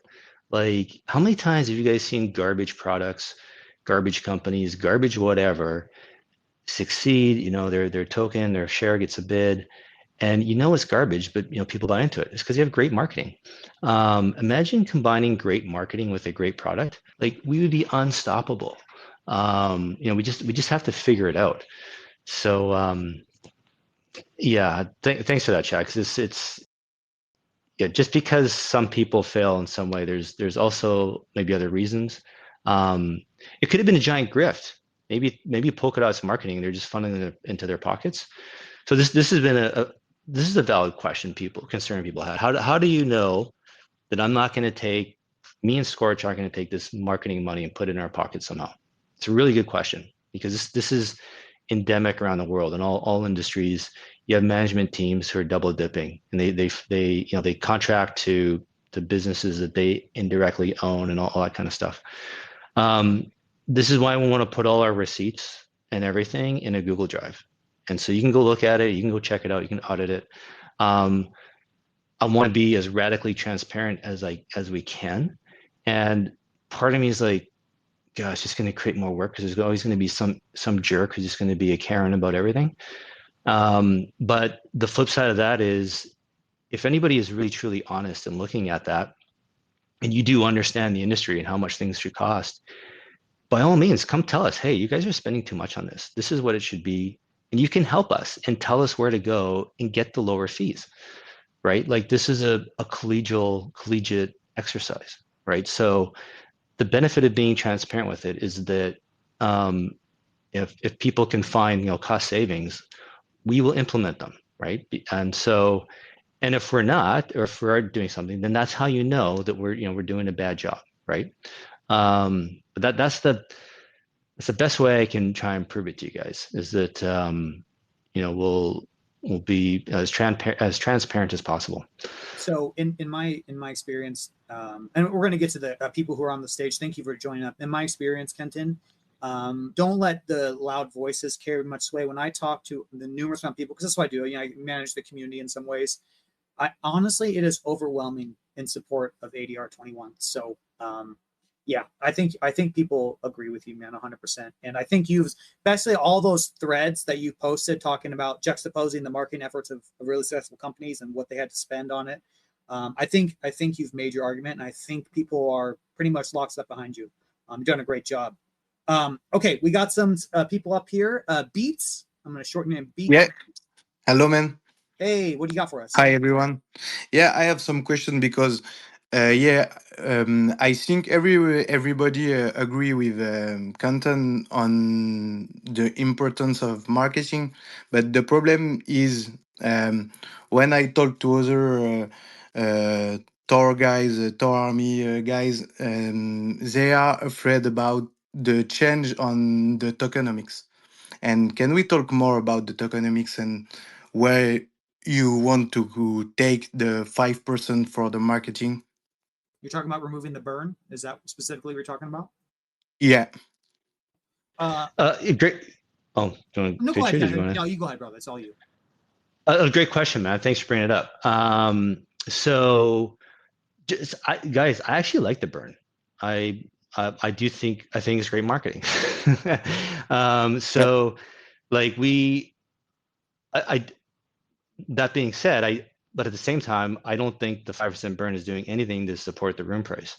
So I was like, well, why do I like it if that's the case? Like, because I understand the value of marketing. I understand that like a lot of people buy things for the wrong reasons, right? We don't care what reasons people are to buy rune. We just want them to buy rune, right? And so if we want to, if this 5% burn is what keeps a lot of people invested in THORChain and interested, I'm all for it. Let's keep it. I was just kind of like reading the tea leaves, like between lines and stuff, like online, Twitter and Discord. I was starting to get the sense that a lot of people were against the burn and weren't liking it and wanted to get rid of it. And so for me, because I'm like I want this marketing 5% to go through. I'm like, okay, how can I do it with the least impact, or how do I sell it to the community? And so I was thinking, well, maybe there's a lot of people that want to get rid of the burn, so we can end the 5% burn and move that to marketing, and then there's no change in the yield going to nodes and pools. So it's like a cost neutral way to do it. If the community is saying, Kenton, we love the burn, we want to keep it, and we're more than happy to do another 5% for marketing and have that another 5% reduction on nodes to pools, I am too. I'm totally cool with it. Like, let's do it. My goal is just to get this 5% going to marketing. I'm not worried about where it comes from because I think the numbers are so low right now. It's not gonna materially affect anything. So I'm just trying to sell this to the community, right? So I'm not against and like I'm happy to keep the burn. If everybody else is fine, let's do it. Let's keep it. So I'm trying to. I don't know. I need the community to tell me, you guys, what everybody wants. Yeah, in my opinion, I actually wouldn't mind dropping the burn and then just giving the burn to marketing. To be honest, I'm fine with that. Like, to be honest, I was never really for the burn. I was never really for removing admissions either, personally. But the community voted. So I'd prefer to see the burn, just redirected to marketing personally. Yeah, I think. Beats, are you there? Did we lose him? I'm sorry. What's that, Kenton? Can you hear me? Did we lose? I can hear you. Did we lose Beats? No. I'm here. Sorry. Yeah, Okay. you prefer the redirecting the 5% Patriot, but are you not the operator? No. To be clear, I don't care either way. I'm fine. My opinion is the same as Kenton. Whether if people want to just do a straight transfer of 5%, remove the burn, or if they want to do an additional 5%, keep the burn and 5% marketing, I am agnostic either way. The important thing for me is getting marketing started. That is my important thing. But real quick, Beats, Okay. we have a lot of speakers that have joined up, so I want to make sure we move through. Because people might be, we'll definitely come back to you. Don't worry if you want. Okay, the next one was more, better, you. What do you got for us? Go ahead and check your mic. Hi guys, can you hear me? Yes, can hear you just fine. Yeah. So regarding the burn, I feel that the 5% burn on a daily basis doesn't really make much noise. Doesn't make any difference. Maybe we should have like make it an event, like a quarterly event and we can have, now that we have an official marketing campaign being planned, we could have a drum beat going leading up to the event. That would make a more of an impact, I feel. Yeah. So that's one thing that I had regarding the burn. The other thing I felt was, now that we finally have an official marketing campaign being planned, is this the right time to rebrand THORChain?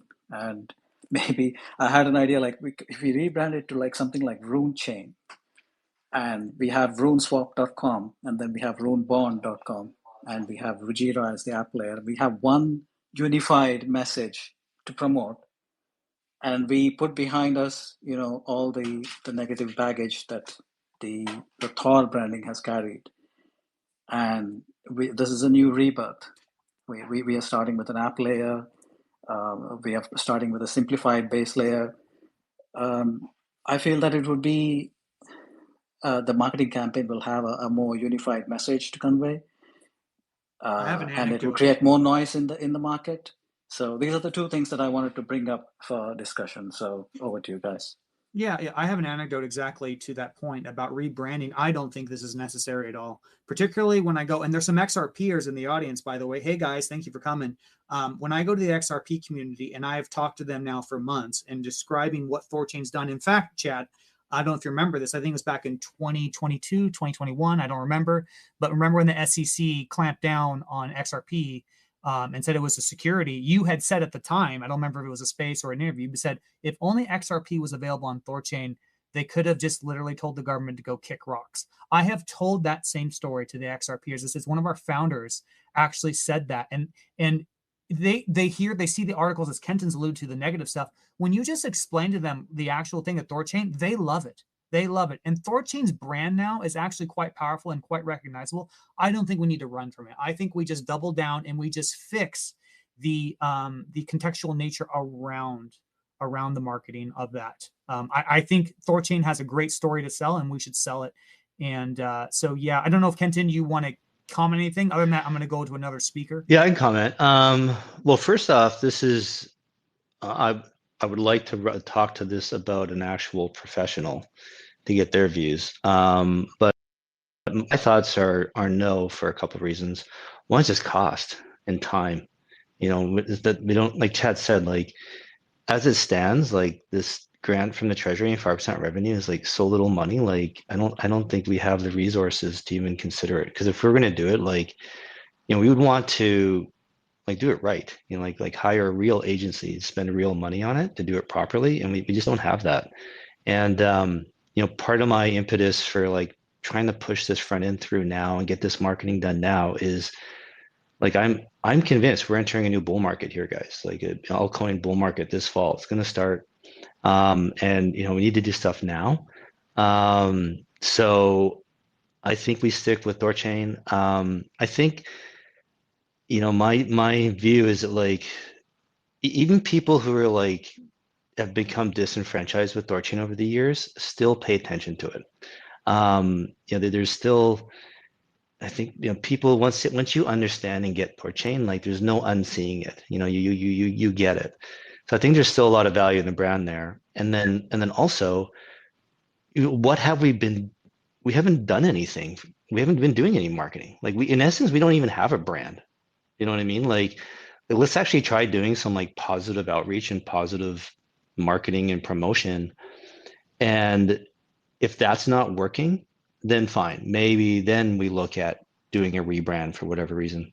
But I mean, we haven't even tried to do anything, period. Right. So, you know, I think, sorry, Ken, no, I think the biggest issue is that while we are promoting, if we are promoting using the Thor branding, there's bound to be some confusion with THORSwap and THORChain and the Thor token.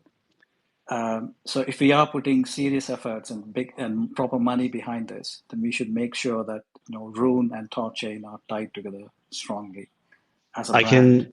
I can address Yeah, that. Do you know why there's confusion? Because THORChain's whole community was sending people to Thor Wallet and THORSwap. Just stop doing that. As soon as we have our own front end, we send people to THORChain, swap.thorchain.org. They're not going to know anything about THORSwap or Thor Wallet. They don't have to. It's never going to come up. So that's why it's been confusing and a problem, because THORChain's grassroots marketing has been sending people to these other platforms and confusing them. That's been our marketing plan, confusing people. So if we just stop confusing people and start making it easy for them, like let's try that first before we actually change the name and everything. I agree, and I'm going to go ahead. This is a great questions, by the way. Let's. I want to add to it. If THORChain's front end ends up doing really well, and I promise you guys, my intention here is not to try and suck users from the other front ends, right? I don't think that's the goal is to grow, not to be cannibalistic. But let's just say it is. and THORChain's front end is taking users away from Thor Wallet and Thor Swap, that'll force Thor Wallet and Thor Swap to rebrand and call themselves something different. So, to try and get new users and whatever, right? Because if their whole shtick is just to try and promote THORChain, and people are like, well, I'll just go to THORChain. Why go to you? I'll just go use THORChain. It'll force them to rebrand. So, yeah, I'm not worried about that. I think if we just stop sending people to them, we avoid that headache altogether. Makes sense to me. Okay, guys, and I'm damn sorry. I don't know who came up first. Wait, is more better? Do you have any more questions, comments? I'm fine with that. I'm fine with that. Yeah. Any comment on the burn, making it like an event rather than like a regular thing? Honestly, I think so. If we're gonna, I think we burn tokens. We have nothing else to do with the money. Is a simple way to answer that. So, and I think we have a lot of things we can do with that money instead. So, if we get to the point where like THORChain is a global brand, we're the biggest crypto exchange in the world. We're doing Super Bowl ads. We got revenue coming in the yin yang. BPs are getting yield like there's no tomorrow, and we still have money left over. Devs are getting paid well. We're done doing development on THORChain and starting to ossify. All right, fine. Then we start burning. But I think in my mind, that's the way we should look at it. That we just have a better use for the capital now on other things. I think what he was saying, Kenton, is if we do a burn, let's just say that's the will of the community, we incorporate that into the marketing strategy, and we do like a quarter release, like, hey, THORChain burned X amount of room. I see. Oh, of course. Yeah. Oh, totally. Sort of like BNB, like BNB does. Oh, totally. Yeah. I mean, absolutely, of course. If the community decides to keep the burn, that's why I like it, because I think I do think it resonates with people. Like to say that when I talk, especially normies, I talk to them about crypto and THORChain, like they'll ask me, what's the token supply? And I'll say, and this is why I was against, why I wanted to end block rewards, because it's very simple for somebody to understand the value proposition if there's no inflation. And then when you can say, well, it's actually the supply is deflationary, like so many light bulbs go off in their brain, right? And they just they latch onto that, and they think that's a huge feature. So believe me, guys, I definitely believe the marketing ability of having a burn, and if we do keep it, absolutely, we should promote it and talk about it. I'm sorry, Kenton. No, good. Go ahead. Well, I actually think that might be what the burn's missing element is. A little marketing, like if you add those two elements together, it becomes super, super powerful. So I totally agree with you guys.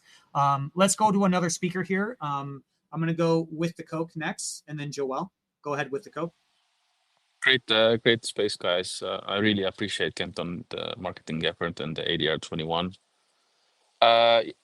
A lot of was just said what I actually wanted to say, and I will just, I guess, emphasize that burning tokens. I get, yeah, it is easy for people to understand what's going on, but I think this is the most expensive way to use our revenue. We should not just burn. We can burn if we feel like the best exchange. We dominate the market. 90% of volume goes through us, etc.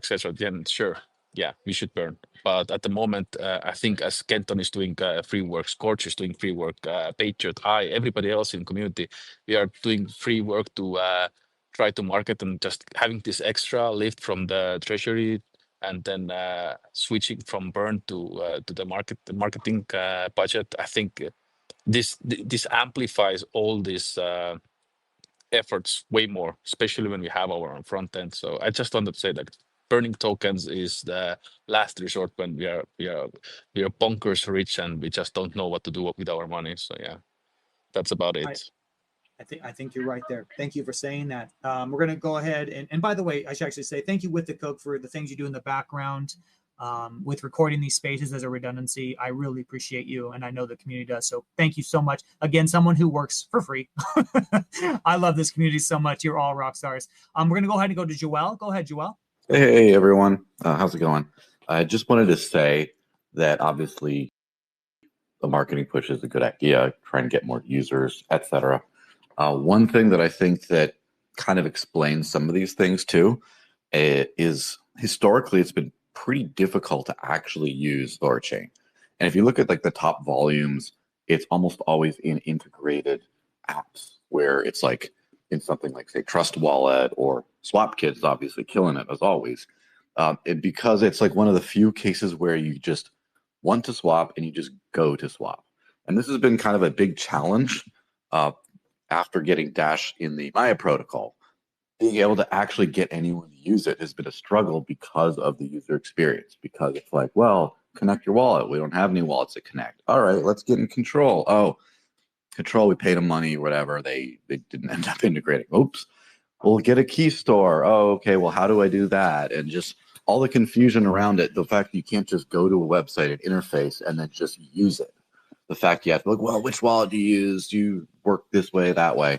And then combine that, of course, with almost every single time I do any kind of a swap of any kind on THORChain or Maya or any of these, the amount of times that I have like dust transaction problems or miscalculations of this, or just the actual product still feels kind of clunky. And so like I find myself, again, I haven't earned fiat currency in 10 years. I exclusively live in the crypto world.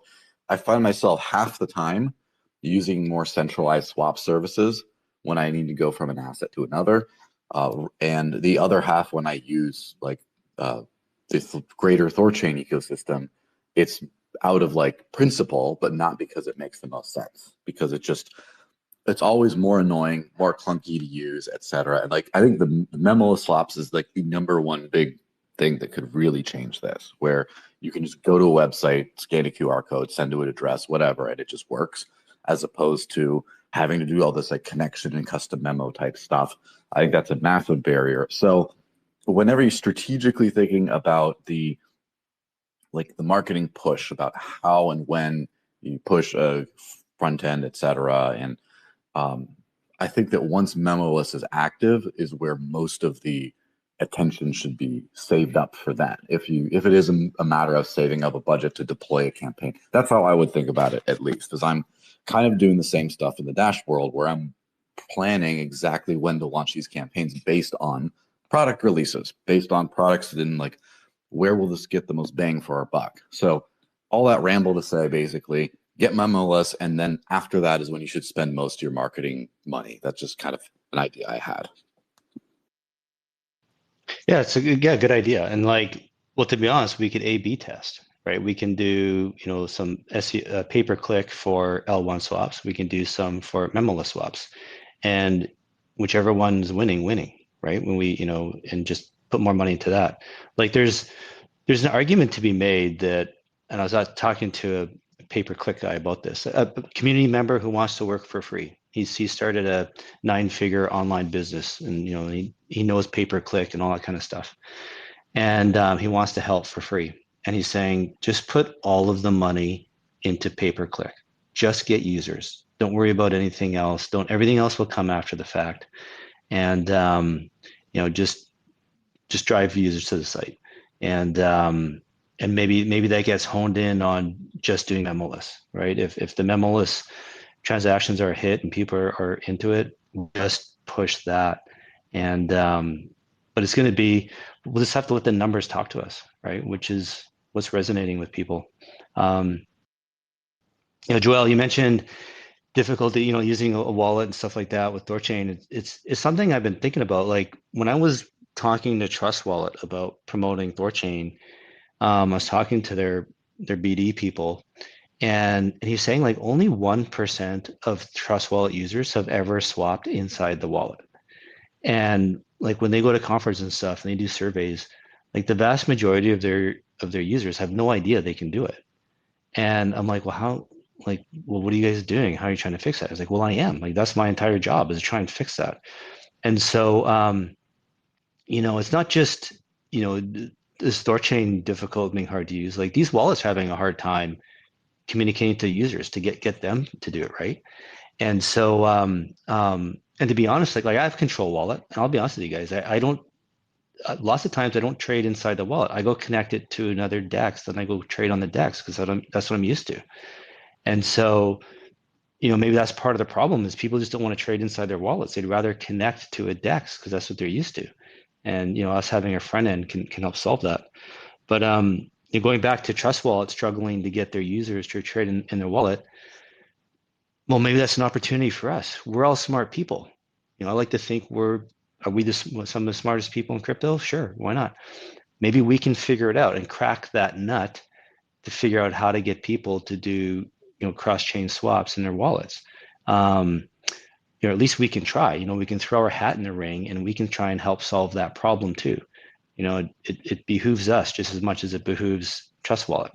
But sitting back and waiting and hoping that everyone else is going to communicate to the market while we don't do anything, it's like, well, no, let's do what we can to try and do things. And if we're as smart as we think we are, we can figure it out. I know we can. I think that's right. And I just want to shout out Joel. Thank you so much for your question and also being a friend of the ecosystem. He has a show weekly, and I've attended it a few times. And I believe you have a big milestone coming up, man. So thank you for promoting THORChain and being a friend of the ecosystem as well. Really appreciate you, dude, very much. Okay. Oh, what day is your show on? Just so might as well go ahead. Since what day is it typically gone? I can't remember. I apologize. Which one are you talking about? So if it's the one I did with you. Well, you did both, but so Thursdays, isn't it? A live show every Friday at 3 p.m. Eastern or 7 p.m. UTC. That's the one that's on my podcast, personal podcast. But for Dash, I run the Crypto Quorum Space, which is 5 p.m. UTC every Thursday. And that one's a big one. That one's the kind of the bigger of the two, and you've been on both of those. Right, that's right. Thank you. I'm on a lot of stuff, so sometimes it gets a little blurry. You're a rock star, man. Thank you so much, dude. Okay, we're gonna move on. I'm gonna do Slambammer, then Eric, then THORMAX. Go ahead, Slambammer. Hi all. Yeah, I just wanted to say I'm a huge believer in marketing. Really appreciate the work that you've been doing, Kenton. I think it's going to be really beneficial to the protocol. I was also just wanted to say I think people are a bit jaded at the moment. I mean, I've seen nodes operators say they're worried about having an additional 5% come out of the revenue. I've seen the people saying that they're concerned about the change in the tokenomics. I think the saying that we're going to review it after a year or so is a good move, just so we're giving people that full warning. So we're saying that yes, there may be a change in a year. I think just the way that we manage the transition within the community is important, because I think people in general are feeling a bit tender at the moment. But yeah, I mean, if we just look at the increase in revenue over the last 2 days, I mean, when we see that, it just makes the pain from everything else seem sort of minor. And then I'm sure people won't mind the additional 5%. And I know, or I strongly believe that that 5% will go really far into increasing that revenue going forward. 100% agree. And those who know, Kenton did get rugged from the space, so he's trying to get back up. So, that happens a lot. Oh, good. He's a listener, so maybe we can get him back up here shortly. Yes, I totally agree, Slambammer. And by the way, guys, Slambammer is also a node operator. He is an excellent node operator as well. So I just want to shill you just a little bit, buddy. If anyone out there is interested in buying the rune, which I don't know why you wouldn't be. With all the things coming. You can consider Slambammer. He is excellent.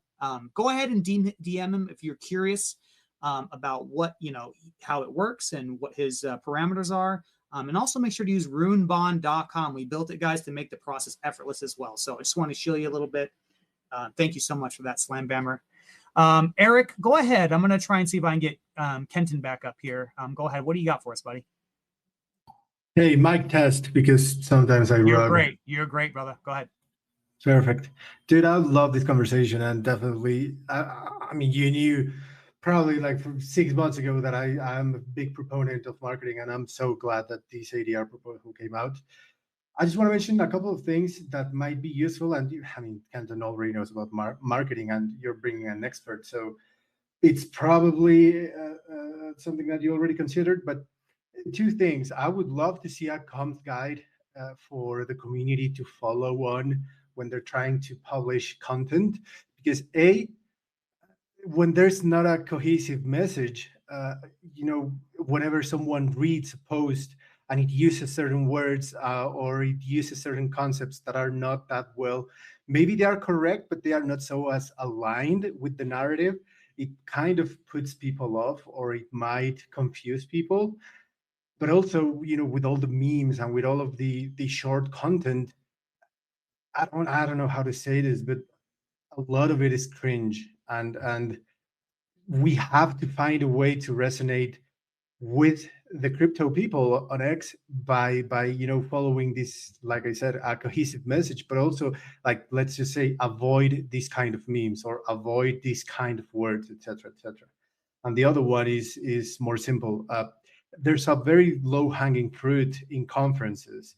When you go, for example, to Singapore token 2049, there's side events that you can just organize, and you can just host people, and you can name it, I don't know, the cross-chain side event or whatever. It doesn't cost a lot, because you just have to get the venue and to get something for people to do whatever, get a few speakers, don't know, something. It's a low-hanging fruit that we can consider that maybe doesn't need a lot of budget, and it's going to be speaking directly to our user base or to our potential swap user base. So it's just that couple of things that might work, or at least worth considering. I think that's great, and I'm planning on attending that actual exact cryptocurrency conference as well. So if anyone wants to come up and hang up, because I try and attend as many conferences as I can, and just try to promote the space. And I totally agree. Some marketing. I mean, honestly, brand recognition. Bad news is like sometimes considered as good news in marketing, because it just gets the brand out there. But I agree, there's definitely things we can do, which is why I mentioned earlier, guys, go to the THORChain community Telegram. And if you want to get involved in this, please ask for a marketing tag, and we will get this going. We will strategize and talk about marketing efforts, so we avoid the cringe elements, and try to maximize basically the efficacy of ADR 21. Kenton, I see you're back. Go ahead and check your mic, buddy. Mic check. You guys hear me? I hear you great. I'm glad you made it back. Okay, great. Yeah, me too. Something that happened last week too. I don't know. Yeah. Must be with my phone. Sorry guys, but I was listening. So I did, Eric, I think I heard most of your about the organized messaging. So I was actually talking to Nine Realms has a new BD person. Her name's Monica, and I was kind of chatting with her about it. And we need like a proper brand package for THORChain, like images, logos, colors, all that kind of stuff. So if people want to start, promoting THORChain on their own, they can. Better than sex seems to be the logo everybody likes. I kind of, or tagline. I kind of like it too. I was even thinking for investors, bigger than sex. That's why I've pitched THORChain to investors, is that we want to become the biggest exchange in the world. As far as like the cringe memes and stuff, like I kind of get it, but at the same time, it's like, well, let people. It doesn't have to be official from the THORChain marketing department or accounts, but I say let people run with it. Like everybody. Like look at all the nut jobs in Bitcoin, all the Bitcoin maximalists. Like they're the biggest liability for Bitcoin. But what can you do about them? I feel like, I don't know, maybe decentralized marketing in that sense, to just let everybody do their thing instead of trying to control it. I think it's kind of like freedom of speech. Like if somebody says something you don't agree with or don't like, you just ignore it, right? Don't give it any energy. And it'll just naturally go away. So I'm not, I don't think we have to worry too much about it. I agree. And guys, I'm going to go to THORMax. And then I also, after THORMax gets done, I want to just make sure we open up the audience. If anyone has a question for Chad while he's up here, I mean, it's not often we get the guy. So if anyone has a question, but I think what's great, Chad, as I've noticed, is people are just so like, I've never seen the community so understanding and so locked in. Like, I really feel like everyone understands what the game plan is. So I'm really excited. So the fact that there may not be questions for you is actually a testament to how good you guys are doing. But anyway, THORmax, go ahead. What do you got for us? Hey everybody, just a few thoughts today. On the 5% burn, I agree that it's, I've been a big advocate for the burn, and at today's prices with today's volumes, 5% is pretty irrelevant. But it's always been this source of hope for me as an investor. I don't see a whole lot of reason to expect THORChain, is going to do amazing things at the moment, or, like there's things on the horizon, but the price action has not been great.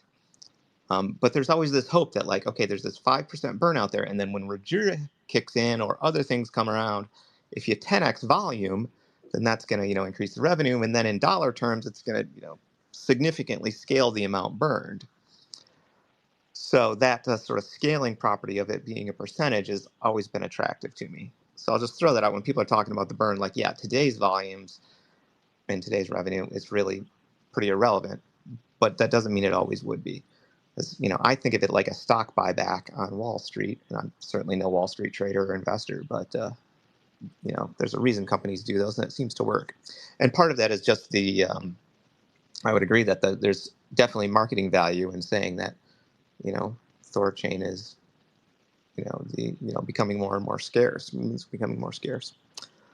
So just to throw those points out, it's like, don't just think about the dollar amounts today, because they will scale. Well, that's just it though. Like it's a chicken and egg thing. Like let's take Rajura out of the equation. How do we get volume up? We need users. Well, even to keep Rajura in the equation, we need users. Like Rajura is going to go out. They have a marketing people. They're going to go out and promote and sell and try to get users, right? Like the burn is only as good as the revenue. Well, how do we get revenue up? We need to get users. So like, everyone's clinging to this burn. Meanwhile, revenue is at like a 2-year low. I mean, like, when the burn started, we were burning like 3,000 rune a day. Now we're at 1,000 rune a day. Like everyone's precious burn is dwindling because revenue is dwindling. Like we gotta, focus on revenue, right? Yeah, for sure. And I'm not putting that out there to like advocate for not doing marketing instead. Yeah, I know. I think it's worth a shot. The burn's not doing much right now, but I would like, I would like to see a THORChain that has a significant burn also at some point. Maybe that comes a few years down the line when that's a better aligned with how the market is going and things are structured. But dude, trust me, I get it. Like this is why again, from a marketing point of view, I get it that people like the burn. Even if it doesn't matter, somebody can have like with concrete proof that the burning tokens doesn't help the rune price. That won't change people's minds. They still like the burn. So it's like kind of like a stock will have a 1% dividend just so it can get included in dividend funds. Like the dividend is meaningless. Like it's not doing anything for anyone, but it's just getting them into a new audience of investors. And if the burn is necessary to introduce THORChain to an audience of investors to keep people interested and holding, I get it. That's why I'm happy to keep it. I have been thinking about. There's two things I've been thinking about. Maybe Chad can help answer one of them. One is, what if we went to 1% burn and 4% marketing? That might be a compromise. And then the other one is, if we did end the burn on revenue to put towards marketing. Chad, what about all those fees, like the 0.02 rune and the extra gas fees that the protocol makes money on? That goes into the reserve, right? And could we maybe look at burning those, and then we still keep the burn narrative alive? And having those tokens go into the reserve really isn't doing anything for anyone. Could we do that? Would that make sense? Is that possible? It'd be a lot of dev work. Or is it? It's certainly possible. I'm not sure how much dev work off the top of my head. I know JP and I had a conversation recently, like last week, about all the extra rune that's currently going into the reserve right now. Just instead of going to the reserve, just going to the system income, so that it increases yield, but also burn, but also TCY, like everything gets basically kind of like bumped up some. Up to my head, I don't know how much rune the reserve is actually collecting per block or per day or whatever. I don't really know how that number offhand, but that was one discussion we had. It was just to throw it into the system income and have it just kind of boost more or less everything a little bit. Well, that might be. I was trying to look it up yesterday. I thought it was on Thor charts, and I can't find the chart for it anymore. So I was trying to look up the amount. But yeah, that'd be great too. Just have it go to system income, and if it represents a few percent, I mean, maybe there we go. We can keep the burn, do the 5% revenue, have those extra fees get added on to our revenue, so it's still almost net neutral. Like, it's not too much of a hit. So instead of like 75% being paid out, maybe we're only at 70.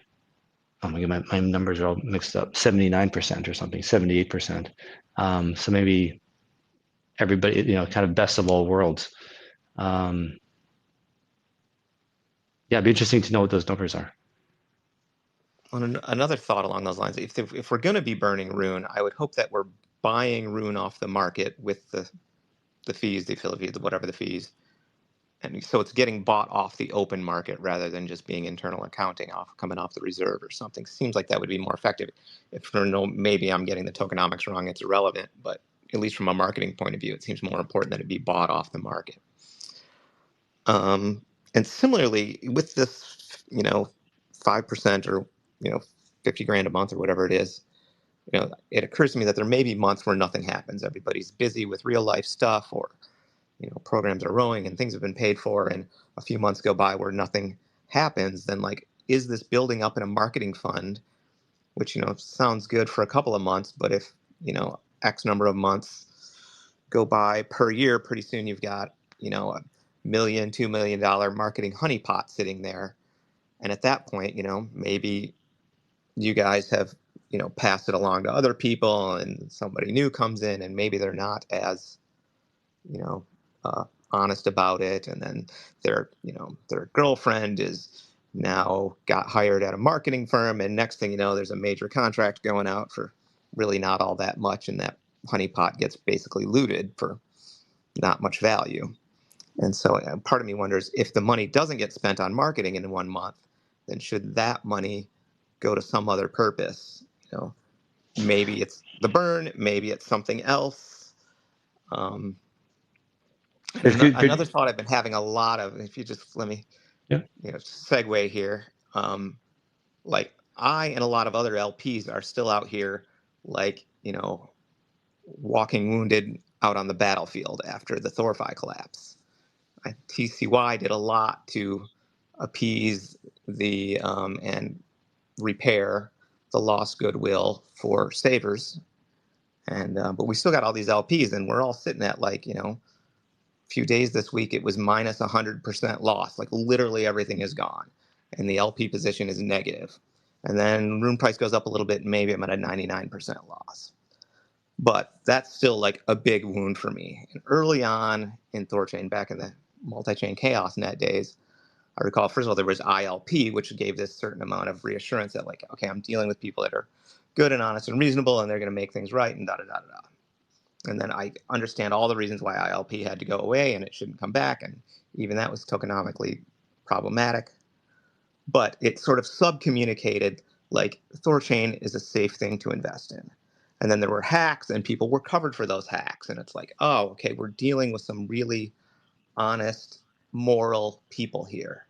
And that makes THORChain feel very investable. And that's part of the reason I've been so loyal to THORChain, despite all things that have happened. But these days, after this THORFi collapse, and here seeing lots of things on Twitter that are just like, well, you knew the risk, tough crap. And it's like, well, the way that collapse was not within what was, expected as normal operating parameters and whatnot. So I use myself as an example of what I assume is a much larger cohort of people out there that are still, as I say, the walking wounded from that. And if you want to improve, public relations and all of that, repairing that damage would go a long way towards,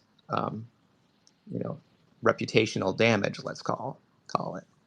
And so that's another one of the things. Like, well, if the marketing doesn't get 1 month of that marketing budget would almost make me whole, and probably a whole lot of other people. And if that happened a couple of times here and there, like, that would go a long way. Or anything to juice that, save the LPs. And there's probably way more sophisticated ways to do that. That might involve whatever happens with LPs and leverage. But lately, I've been seeing a lot of talk on Twitter that's just like, well, screw the LPs, basically. I know what you're talking about, and I don't share that view at all. And I'm an LP myself, also suffered a significant financial loss. I don't agree with that at all, not at all. And especially like LPs, it's hard to know as an LP, like, because a lot of people like the argument like LPs knew the game. Like, I don't think that's right at all. I mean, it's very hard for someone who's not a developer to understand the exact behaviorism of code, right? You have to try to parse the data. So I'm right there with you, Thormax. I've taken a huge financial hit as well as an LP, so I feel your pain. My goal is definitely, just let the LPs just chill out. Let's push this marketing thing as hard as we can. That's why I'm so eager to get started. And so that we can get Ruin appreciation up, and then we can absolutely come to the defense and really help some of the most loyal and best members of the community, which has definitely been you and many, many others. So I hope that gives you a sense of feeling okay. I know it's painful to look at that LP position. Oh my God. See, a negative 100% is just like, oh my gosh. But as you've said, when the Ruin price appreciates, it starts to look a lot better. I really want to turbocharge that. And for anyone other out there who's LPs, just think of what's going on. Finally, the system is not leveraged. We've got Ruggiera, Mocha's going to be starting in September. We got Kenton. We got the marketing thing going on. We have all the amazing innovations and advancements that are Chad B that are going right now. Things are really looking good. It's painful right now what it is. Sit tight. If anyone ever mentions, liquidating the LP, I'm be honest. I don't know if anyone else agrees with that. I'm going to be very against that. Let's try and fix it. Let's try to bring everyone out of the hole together. I think that would be, as you said, the best public relations thing we could possibly do. Yeah, I mean, I don't just bring it up, like, oh, poor me and make me whole and blah, blah, blah. I just bring it up because, like, let's recognize that this is a black eye on our community here. And it's, something that needs to be dealt with. So, and is an opportunity perhaps to, improve public perception of the chain and all of that. And I think I think that's a little corner of THORChain that's easy for people who weren't LPing to sort of forget about. So. Won't be forgotten by me. Well, how do we fix people taking risks they don't understand? Well, it's not that. It's the risk is not adequately communicated, and so they can't understand. Because I have educated on this, especially when it comes to leverage and synths and savers and lending and how it all works.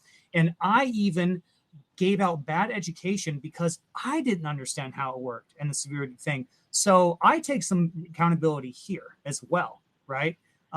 It's a very convoluted thing. It's not as simple as saying that LPs were playing in the casino and they lost.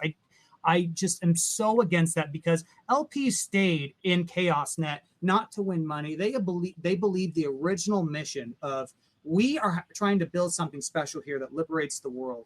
And particularly down ChaosNet, it was communicated, you may lose everything. LPs stuck it through knowing that, and they supported the protocol during our hacks before we had POL, right? They could have left, and it could have left THORChain ruined, right? So this is one of the most powerful and devoted aspects of our community.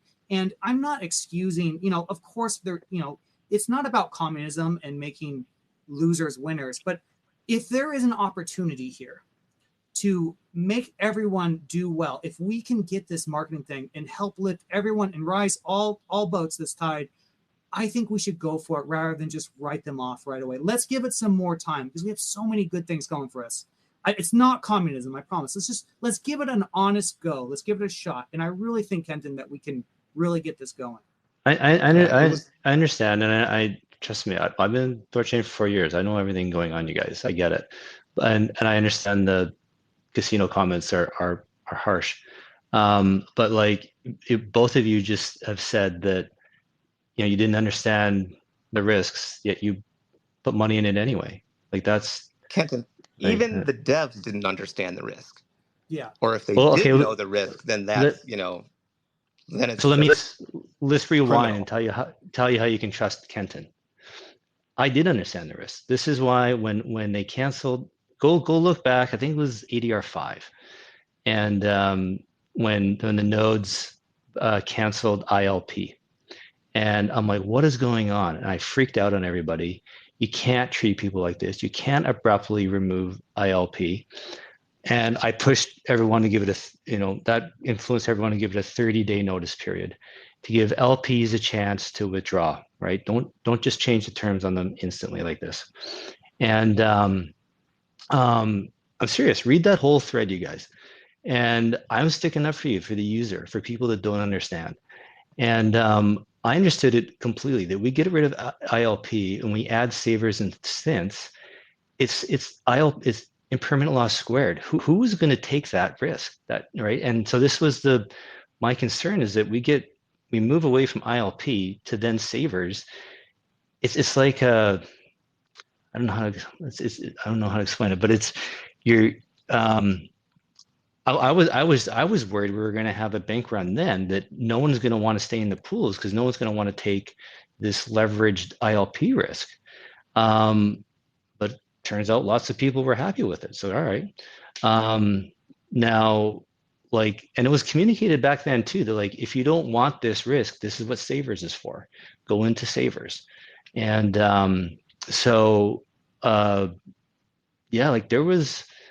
this is why I was fighting savers this whole time. I was trying to end it and get rid of it, the synth leverage. I've been fighting it ever since it came out, you guys. I was fighting lending ever since it came out. So, I understood the risks. This is what part of me that makes me mad, is I'm still here. I stuck around. I still got burned. I understand the risks, and I still got burned from it all. Right. I've been screaming at you guys, everybody, for years about this. So, that's how you can trust me. And so let's bring it back to the $1 million in the dev fund. It's a great question. You're right. So what if, okay, Kenton, we trust you, you're not going to do anything shady. What if I quit? What if I leave? What if I die? Right? What's going to happen? I don't have a good answer for you. Hopefully, Scorch, I trust him. Hopefully other people involved, we can trust them. But it is I actually would like the dev fund to get to that point where we are kind of getting a point where we can't spend the money fast enough type thing. We're just becomes wasting it.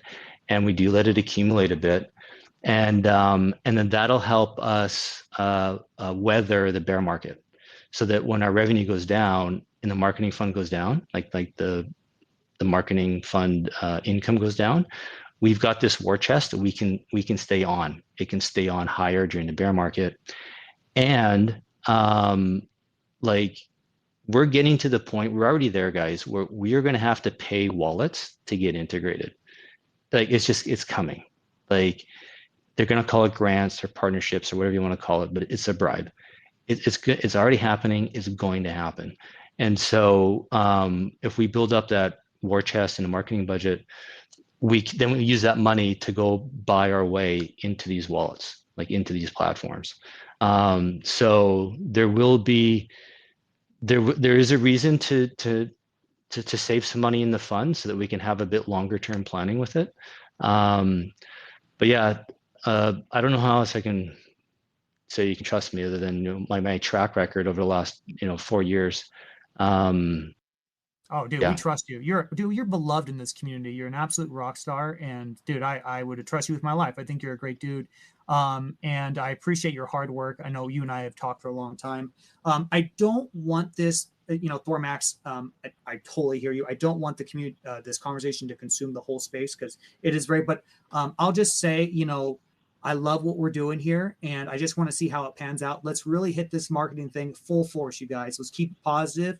Let's keep the good vibes, and I'm willing to go as hard as I possibly can to make everyone in this community be much better. But we do have some new speakers, so if that's okay, I just want to go.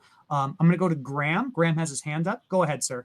Before you jump off, I'm going to jump off the call, guys. Been hanging around for the last couple hours with you.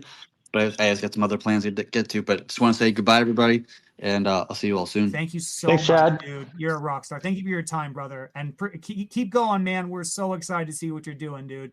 I'd love to talk to you again when we get that stuff shipped, bro. Thank you. Yeah, I'll be around. We'll talk soon. Bye, brother. All right, cool guys. I'm gonna keep this short and sweet. But anyway, pleasure to talk to you all. I think this is a very tight community. Been part of it for far too long. But I'm excited by this concept. I am in, numerous conversations with builders, funds, liquid funds, ventures, like degens, the whole shebang. And I think we have to appreciate that in this Solana cycle of like meme coins and everything, we onboarded so many users that have no idea what this product is. Like, full stop. I talk to people who are very deep in the space, who are living it 24/7. And if I mention either of the products, whether they be THORChain, which I'm like a little more surprised about, or Rujira, literally full stop, nobody knows anything about it. So in my opinion, I mean, to honestly take a quote from Lenin, cinema is the greatest weapon of all, which was really about the camera and about marketing and messaging. It was emblazoned over Mussolini's production studio. So like, this is a very real concept, but I'm excited to see the word get out there. I have worked with, Avalanche, Polygon, time and time. Like, you need some messaging. And I do think the product is at a really healthy place right now to start from like base layer, but we need awareness, and it's quite simple. So like, hell yeah, Kenton, go for it. Love that, man. Yeah, cheers. Love Thanks. that. No, you're right. Like cinema, it is everything. Like that's how. Because look at all the propaganda in the world. Like it's cinema. It's all messaging. It's all marketing. Like Correct. all the right. Like it's nothing to like. Everybody always wonders like fiat. Like fiat has a fantastic marketing department. Like that's why everybody uses it. Tyranny has a fantastic marketing department. Like it's all marketing. It's all messaging. And yeah. And like, even Bitcoiners are not necessarily up to speed with this thing, which is kind of nuts, because I think that's sort of the core of where I approach this from, which is the liberty of Bitcoin and to be able to swap. And quite frankly, after all these years, the first app I ever used was Shapeshift, and like, props to it. But it's like, we still can't do really good cross-chain swaps. And obviously that's picking up steam and there's getting to be a lot more competition. But I mean, I'm just shocked when I talk to people and they're like, I don't even know what that is, dude. And that's, again, around THORChain. And if they do know THORChain, they know the history, which is more unsavory versus like where it stands today. So I'm just in full camp, like, pump the volume and let people know. Love it, man. I love there's someone transmitting sound. I love the historical anecdote used there. I think that was perfect. Well done. Slung you a follow, brother. Good job. And real quick, guys, just to refresh the space here, guys, go ahead and share it if you haven't shared it already. A lot of good information has been said over here. And to the haters out there who say these spaces should be no more than an hour, I have no idea how to do that. There is so much we have to talk about. And I love giving a platform to people come up here to speak their mind. I think it's healthy. It's a normal releasing the pressure, like opening a valve, because everyone has these thoughts. Everyone has these internal dialogues. Everyone has these, understandings or misunderstandings.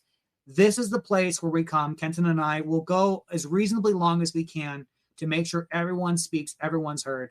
And Graham, I'm really happy you came up and said that. I could not agree more with you. We got a new speaker, JR. Go ahead. Check your mic, buddy. Hey, Patriot. How are you?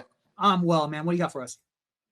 Not too much. Just going over the same kind of stuff. Like with the LP, same thing. I put a bunch of money in there over time, and I never thought that it would go to zero, right? I thought either I would end up with a bunch of Bitcoin or a bunch of Rune, like worst case scenario, right? Like if one went to zero, the other one I'd accumulate a bunch. So yeah, that might have been my misunderstanding there about how that went. I knew that the ILP protection was gone, but I still thought that it would work as a regular pool. But anyways, just back to the marketing thing. I totally support Kenton, and I think that, yeah, it's more like a dividend paying stock versus a growth stock. You don't usually have growth stocks paying no dividends, right, until they're more mature, and then they don't have usually a dividend's a confession that we don't have a use for the money, right? So we're giving it back to you. But since we do have a more productive use of it, I think that that's probably the way to go. But like I've said to Kenton privately, in some DMs and that. It's like I do like the burn, not because I think it's doing much. We burnt almost 1,850,000 or whatever in just over a year, and it's really picked up recently, gone from 0.5 to the 5% mark. But all this UI that's been built up around it is pretty cool. Like you can watch and see the metrics. That's what I love about THORChain, is that you can literally see where every THOR is going, right? Like you can see it, and there's no fraud or anything in the system, because it's all like you can see exactly where everything's going. Anyone can see it, so it's pretty cool. But yeah, if we could reduce the burn back down to 0.5%, right? We're talking that's $50, $100 a day at current rates. You can still keep that narrative alive, and I think it's pretty cheap for the amount of money that we're spending on it. It seems pretty reasonable if we just gear it back. I don't think it has to stay at 5%. But well, I don't know if you guys noticed, we had those huge slip fees we incurred yesterday, huge, and I think we had over 10,000 rune get burned yesterday. So that's really powerful. That's really cool. Yeah. Only we need to get that revenue up. And to Kenton's point, I think if we get the revenue like 100x, man, imagine what that's going to do and how sexy that'll be. And so, yeah, I think you're right. And guys, I just got to say it again. I think it's time that we all rally behind Kenton, Scorched, ADR 21. If you're a Regerin as well, especially because the same primitives that you guys are building, they're going to be available on the THORChain interface at some point in the future. We must maximize the traffic at this site. Get people used to going to THORChain, trusting it, enjoying it, get the positive vibes. I really encourage everyone, because I got to tell you guys, me and Kenton, during our darkest moments in January, February, we were in DMs a lot. We stuck together. We did spaces. I'm not taking credit for anything, but, definitely Kenton really stepped up. He helped us, and he did all that shit for free. I know he's invested in Rune. He wants Rune to do well, but I think it's time now. We got to invest in Kenton. Guys, let's pay it back. The karma is real. Let's give him a shot. He's going to spend money, but there is no damn reason why we can't all rally behind him and push his efforts for free, because ultimately it pumps your own bags and it makes the interface better. It makes Regira better. It makes everything better. So let's go for it, guys. I just really hope that message transcends to everyone listening, whether you're listening live or the recording. We're really onto something special here. I feel it. I think about the first principles, and I get really warm and fuzzy inside. It just makes sense. The logic is congruent with the emotions, right? I prefer logic as much as I can, but I emotionally get excited when the logic tells me I should be. So guys, let's do this thing. Did you have anything else you wanted to add to that, Kenton or JR? No, I'm all good there, Ken and Patriot. You guys are doing a great job. Appreciate all the work you're doing, pumping my bags, and it's not happening yet, but I'm sure that it will. And yeah, you guys are awesome. Thanks, brother. Thanks. Yeah, thanks, man. Thanks, Patriot. I do appreciate that. Thank you. But honestly, guys, I don't want you to rally behind me. Rally behind marketing, right? Like I said, this isn't about me doing this pet project, Kenton's experiment. This should be the THORChain community nodes acknowledging and committing to marketing THORChain for the rest of its existence, right? That's the way you should look at this. And I'm happy to kickstart it and get it going, and stick with it for as long as I can, right? But maybe I fail, right? Maybe I'm not doing a good job.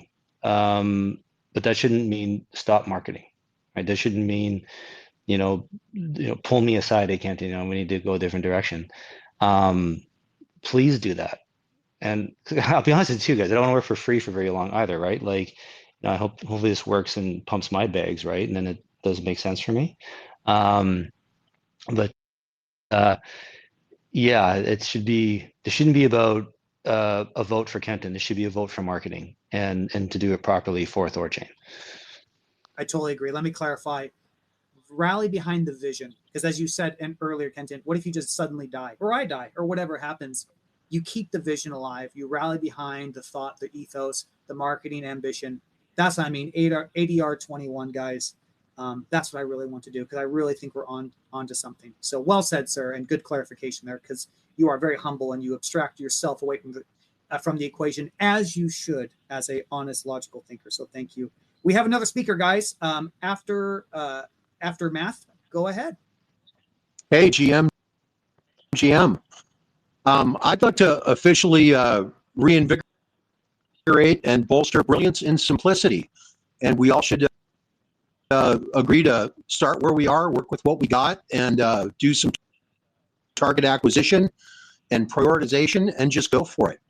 And given the budgetary constraints, perhaps, like, I hate to say the word commission, but maybe a value for value proposition for marketers hitting benchmarks to get rewards, or being paid in equity, or deferred delayed gratification may be the way to go. And after being 66 plus months deep into THORChain, I remain ever faithful and believe wholeheartedly that the talent of the devs and the steel balls on gentlemen like Kenton and Slambammer coming up here on spaces and having a vulgar display of balls is to be commended, and we should support these guys. Because it honestly doesn't matter what the hell the devs do if the node operators don't vote for it, it's not going to get implemented. And I simply think that, and I've said it before in prior spaces, that we can force multiply. There's a lack of educational outreach, and that goes for the currently existing integrated wallets and coins, outreaching those communities, those users, the administrative body of them as well. It's all underserved, and I'm dead certain we can do better.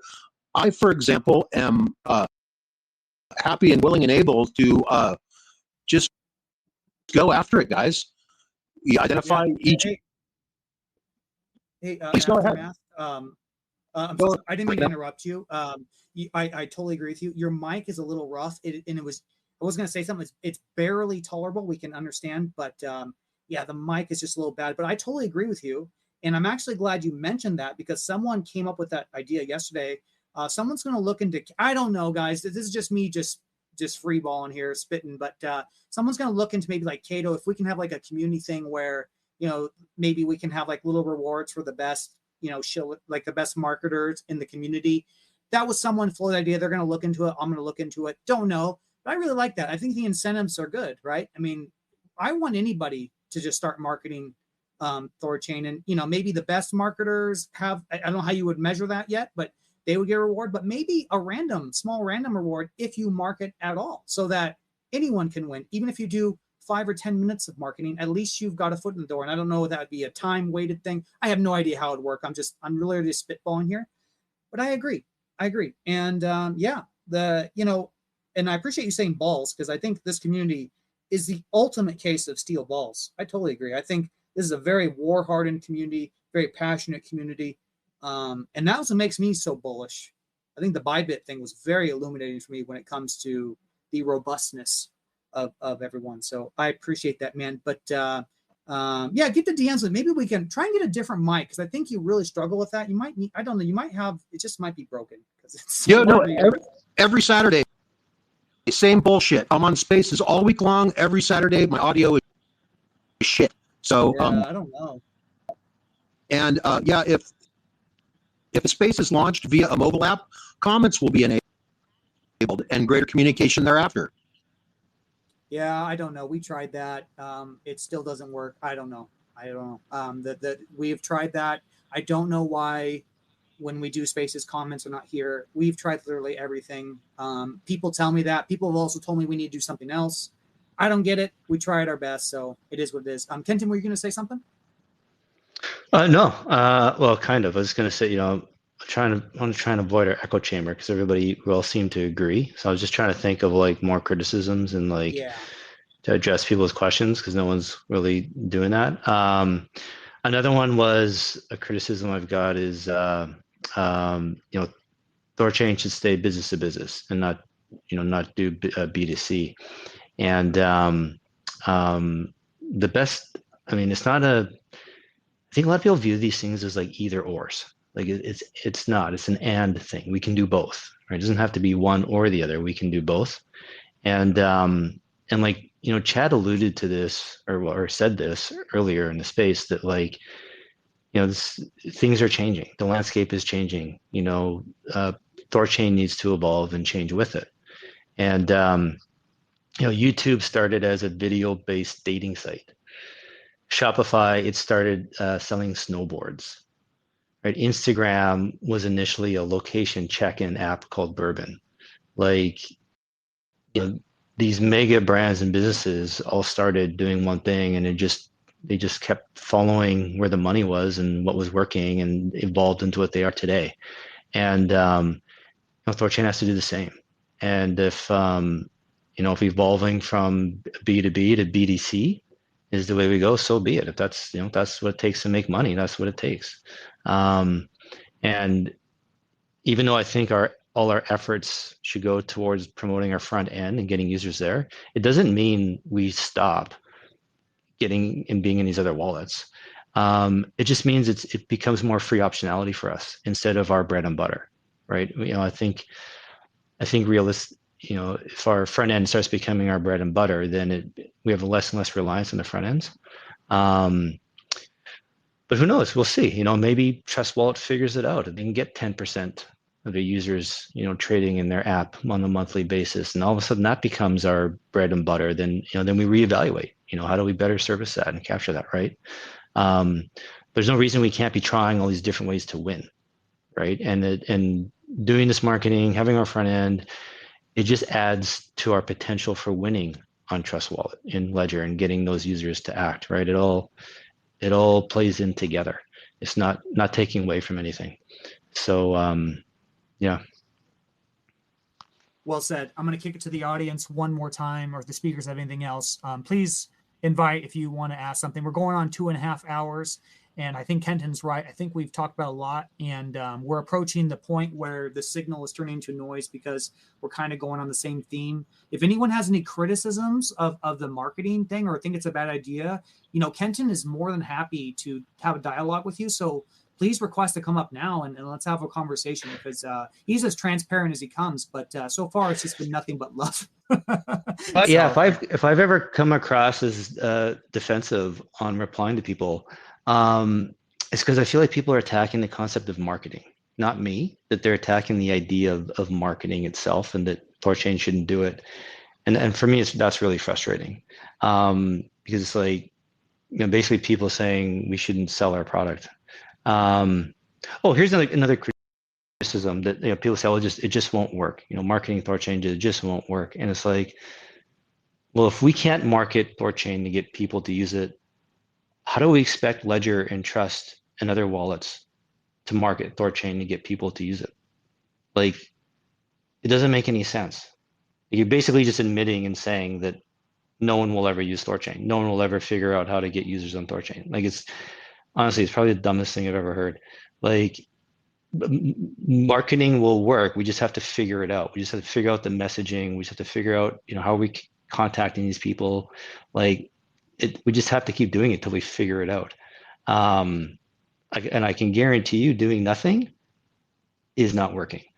So we got to try something.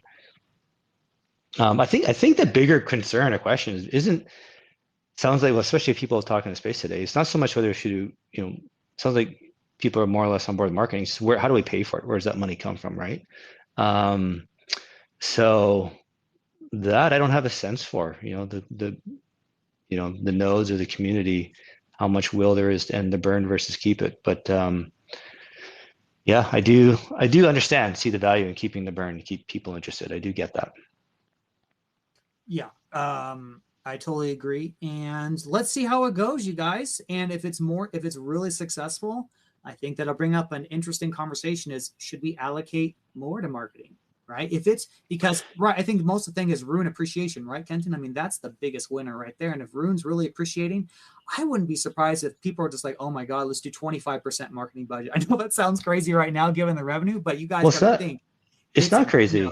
If we can, like the stuff like trying to fix our brand in articles and reputation online, like that's hard to measure, right? We don't know exactly what's working and when, but the pay-per-click stuff, that is literally measurable. And if we find a formula that's like obviously working, and we can go to the community and say, listen, we're spending X dollars and we're making Y, like we throw as much money as possible to that until it stops working. This is why Google and Facebook are mega businesses, because it's all pay-per-click advertising. That's why all this data is being farmed from everybody to enable pay-per-click advertising so that it works, right? Like, let's take advantage of that. Let's use that, right? So absolutely, like if we actually find something that's like obviously working, we just throw the kitchen sink at it until it stops. Because like revenue going up, volume going up, revenue going up drives the room price. That solves all of our problems across the board. And so that's why I'm so like in beast mode right now to try and do this, because like we need to do everything we can possible to get our revenue up. Like and I'm doing what I can, what I know I can, like, push forward and make happen. This is what I'm trying to do. Well, and this is actually another thing. People thinking this is taking away from others. No, like I'm getting involved. Scorch is getting involved. We're getting new people involved. The Unstoppable Wallet guys, they're the ones building the front end. Like everything I'm talking about and is being done is not taking anything away from Chad, anything away from Nine Realms, anything away from Rajira or the other devs, what they're working on. This is all in parallel. So like we are adding extra ways for us to win. So I feel like that's an important thing to understand too. Like this isn't taking away from anything else. The only taking away is this 5%, right? Where are we going to find that money from, right? That's going to take away from something. That's what we have to decide. But as far as the people and everyone working on it, this is all fresh blood, new eyes. Yeah, and actually that's really funny you bring that up, because I think that's one of the things, like the people listening right now, like I'll just shout someone out I met in real life, was Max Power. I got to meet him in Las Vegas. Super smart guy. And everyone in the audience is probably a very, very intelligent person. There is so much untapped potential. If you guys are still in THORChain, you guys understand the mechanics. You have demonstrated, in my opinion, that you are definitely very, very smart and very committed. And so I just want to activate you guys. Let's do anything we can and help the core team, help push ADR 21. We have a new speaker, Surge Flow. Go ahead. Hey everyone. So I've been pitching to Kenton on the side about one of the ways we could do marketing. Overall, I think it's a good idea to do marketing. Like the main thing that I get from my side of, or my circle of friends, is they don't know anything about Rune, obviously, or THORChain, but they know about Bitcoin and Ethereum at least, and a bunch of other meme coins. But yeah, I basically was telling him that I had a side business, and with that side business, we were able to generate at least 100K in revenue. It's really niche market, but basically what we did was it was just the very simple like YouTuber marketing strategies where you go to YouTubers, you're like, hey, this is our product. We even send them our product, but in this case, we don't have a product to send. But I'm just trying to get the point across. So we send them the product. They do like a little 10-second, marketing or talk about what the product is, and they're trying to get people to buy that product from our website, and we give them a code. So every time they use a code, we know, which marketing it came from, like which YouTuber, and we're able to give them, like a monthly payout. Like, oh, this is how many people used your code. This is how much we're able to give you, like monthly payout or whatever. So it's a good way to actually gauge, is the marketing working? Like how many people are coming to you from your marketers, like to your website. In this case, it would be like THORChain if we have a dedicated THORChain website. But I don't know how the devs will be able to do something to do that, like some type of referral link or something, right? So I don't know if these marketers or YouTubers can have their own personal wallet and then it just goes straight there. I don't know, but the whole point was basically attacking retail, because that's how you attack retail through YouTubers. Because a lot of retails, like let's be honest, most of them don't know more than like Doggy Coin or that world. So they just go straight to like Robinhood or straight to Coinbase, if anything. and that's it. And then a lot of them though, they do want to buy and they do want to swap a lot, but they just don't know how. So they're just paying a whole bunch of fees for all these extra exchanges. But if we get the word out through YouTubers, I think that's one of the ways that will help. And it's pretty simple. Like you can do it two ways. You can do, like, let's say you just allocate like 5,000 or 1,000 like to a YouTuber, like do this 10-second skit or whatever, just talk about THORChain, talk about how you can swap here and just show the website like real quick or something.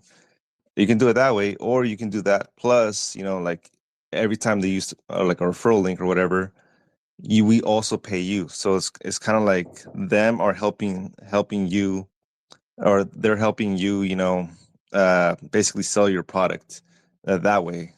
And yeah, but basically that's one of the ways. I don't know other ways to do some type of marketing, but that's a really effective way to do retail marketing, and it doesn't cost that much. I would say you don't need like the whole Yeah, we 250K budget to actually do that. have a really interesting idea with that. We have talked about this before, with the interface itself. There's a couple ways you could do it, or do multiple ways simultaneously. But we're actually interested, especially like with Memoless, right, is allowing building a interface generator that can be customized to an individual influencer, whatever. I'll just use BitBoy just because what comes to my mind. You could have BitBoy swap, and it's actually a reskin version of Memoless, which requires no upkeep. Well, not no upkeep, but very minimal upkeep because it's Memoless, right? Very simple. And then we could also do the same for the interface that we sell. I know Kenton's been thinking about that. I've been thinking about that. So yeah, that's definitely, I think, in the cards. The affiliate thing, I don't know how that works if we have a zero fee on our thing. So I think it'd be better to actually give them their own, to empower them to have their own swap interface that they would be more than happy to keep on promoting because they get the affiliate fee from that. And so you basically just, proliferate interfaces and make the system of making them very easy, which can be very done with tooling like Chat and Build, which is essentially like AI generated, very competent interfaces. I mean, that's how Runebomb was created. It takes like 5 minutes. It's so easy. Yeah, there's a lot of things we can do. I don't know if you want to speak to that, Kenton, but yes, we've been thinking about things like that, of course, to make marketers that are rewarded for marketing THORChain on the influencer level. Yeah, I do have a lot to add. So yeah, Serge, hey Kenton, man. are you speaking, Kenton? Yeah, can you hear me? Hello? If you are speaking, I can't hear you. Is it me, guys? Have I rugged? Serge, can you hear me? We can hear Kenton. Yeah, we hear him. Okay. Can someone give me a thumbs up in the audience so you can hear me? Guys. I can hear Patriot. Can anybody else hear me? Give me a thumbs up. Okay, thanks, guys. Yeah, Serge, you're absolutely right. And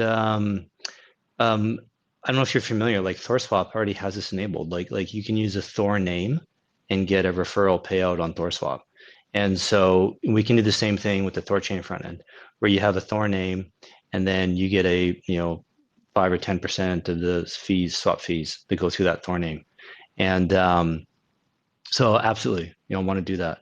And then as far as using like YouTubers and KOLs, like, again, you're right. A lot of, that's been another criticism. People are like, all these KOLs are a waste of money and they're scams, this kind of stuff. Like, I get it. Trust me, you guys. But some must be all right. Some of them must work. And, especially I've heard like the smaller ones, like the people just starting out, they're actually a bit better bang for your buck. And, why can't we try some of them, right? And if we give them the Thor name referral code, we will know exactly how well it's working or not. And we can track it. And if it's working, great. We keep doing it. Same with any pay-per-click stuff. We can have the Thor name referral code to that campaign. And so we should be able to track it literally directly, right? It's data, right? Data is how we analyze this stuff to know if it's working or not. And then to kind of add to Patriot, yeah, I want, so how THORChain is, we're trying to get it integrated into all these front ends. What I want to do with our front end is to enable it to be cloned to create thousands of new front ends. So like you're saying, like if an influencer or whatever wants to have their own site and have their own, their own DEX, their own platform, they can. they can just clone THORChain and then add in their own affiliate fee, and then they can go, pimp that to their audience. So want to make the THORChain as easily as possible for everyone and anyone to sell and promote. So yeah, man, you're totally right. You're absolutely right. It's just going to be, again, it's just a matter of time to figure out which ones work. So I'm curious with you. You said it was working for you. You're making money. How long did it take you to start making money off it? And what kind of margins were you seeing? Like, how much would you spend on a YouTuber versus how much would you take home? Can you share some numbers? So yeah. So just to give you guys a reference, basically we were selling trading card accessories. So without YouTubers, obviously, like no one knew who we were. So we would send out like our trading card accessories to these YouTubers, and they would basically promote it. And then ever since then, like we would have like a big sale, like be like, on Friday we're gonna have this new release. E- Everything got sold within like 5 minutes. Like we would have 15,000 go straight to our PayPal like in 5 minutes. So it was definitely effective. Like you just have to target the right YouTubers. A lot of them are not gonna, or all of them are not gonna say yes. Some of them are gonna say no. Some of them just don't want to promote anything. But the more you branch out, especially on the retail side, like XRP right now is obviously hot. Solana is also pretty hot. Once you start choosing the right retail tokens and choosing those YouTubers, the more retail viewership that you get from those guys, and they start basically realizing what THORChain is and how you can swap there instead of going to Coinbase and having to sell your stuff or try to swap some stuff there, but it's more expensive. Like if a YouTuber can basically say, like, they take 30 seconds, or like, all right guys, I want to show you guys THORChain, this is their front end, just to show you how easy it is to swap Ethereum to Bitcoin. I'm gonna do like $10 worth, I don't know, $100 worth, boom, bada boom, and then they just show that, and then that's just like really powerful. Like obviously we can't send them a product, but if we can get them to just do like a live demo, then that would be huge. And then they'll just be like, this is my referral link if you want, or this is my whatever, use this code, blah blah blah, I don't know, stuff like that. But you just have to come up with the right marketing idea. I agree with you, man, about just showing people how to use it. I think that's one thing. We can explain it, we can say it, we can tell people to use THORChain. I think we have to have video content that actually shows people how to use it, and I think that'll go a long way. So I think you're right. I think it's a good idea. Well, can you help us? Can you I forget, Serge. I have so many people in my DMs, so forgive me if I don't remember our conversation offhand. But was it you that sent me the list of YouTubers already? Like, can you maybe come up? Yeah. Yeah. Yeah, Okay. I did some research. I sent those to YouTubers. I was also asking if you guys have a Telegram marketing group or anything. Like, it would be fun to be part of that, at least to, like, No. anything that I can do to help out. No, nothing's just what you see, man. Nothing's been started. Maybe Patriot. I think he said he did start something on Telegram, with some people. But I've not started anything. But yeah, it's a good idea that, maybe we should have a place for people to congregate type deal. Okay, so you mentioned you put out your ad with these YouTubers, and within 5 minutes, you have 15 grand in your account. How much did you pay those YouTubers to promote your product? So, in our case, these YouTubers that we got, they were really cheap. They didn't have like millions of subscribers. Like the biggest one that we got was like maybe 200K or 300K subscribers. So, but we targeted a lot of YouTubers that had at least like somewhere between 30K, 50K subscribers. So for the most part, they were all okay with just having like a quick $200 one-time payment, plus like here's like their coupon code. So every time they use a coupon code, you know, like at the end of the month, we'll give them whatever payout, and then we can show them like the actual tracks or metrics from our website. Like it shows all the coupon codes that were used and how many sales it generated. So we would just basically show them like, hey, this is your payout for the month. And then the first time they're like, wow, I actually got paid from these guys. I got like, you know, $20 or $50. That's a lot extra, like, you know, a month for them, you know. And then they're like, you know, I'm gonna start marketing even more. Like we didn't even have to tell them. Like they started doing it even more, and then they realized that they were getting more volume, or they were bringing more volume to our website, making more sales, and then they were getting a bigger payout. So it kind of just, you know, was like a self-fulfilling prophecy, essentially, just generating more volume, and that's just how it started. Um, and obviously it can get bigger from there, but so the list of YouTubers that I sent you, some of them are big, like Altcoin Daily. There's a lot of retail that go there. You know, some of them are smaller, but most of the ones that I picked were like 100,000 subscribers or more. Basically, I was just targeting like, okay, like if I type in XRP price prediction or XRP something, like what's the first thing that pops up, and where's retail going? You know, like stuff like that. Essentially, that was my analysis, and I was generating a list of YouTubers from there, and then going from there, like XRP or Solana or, you know, something like that. But obviously, we don't have Solana right now, but I know that it's in the works. But as long as we get this ball rolling and we can use XRP Crowd or even some other YouTubers as you know, guinea pigs or just testing the waters, and then we go from there. You know, we can figure out what works, what doesn't work. You know, what should we do differently, and so on. I totally agree with you. I think if we get these links into the right hands and they start making money from it, they'll want to keep promoting it without us paying them. So, you know, in theory, we should just only have to pay them once, the one time up front, and then, you know, they'll see the money coming in, and that'll encourage them to keep going with it. So, yeah, I totally agree with you, man. Well, so let me ask you this: are you still running that business? I mean, it sounds profitable. It sounds like you would just keep it going. My friends are running the business. I started with my friends. I have kids now. I'm just invested in crypto. I don't want to do any you know, like I don't have time to be doing like another full time, basically. Like I have time for part time, but not like full time. And my friends are doing that full time. But no, like there's 3 or 4 guys that are doing this full time, and that's their only job. So yeah, it started off part time for us as a hobby, but yeah, it's a full time thing. Cool.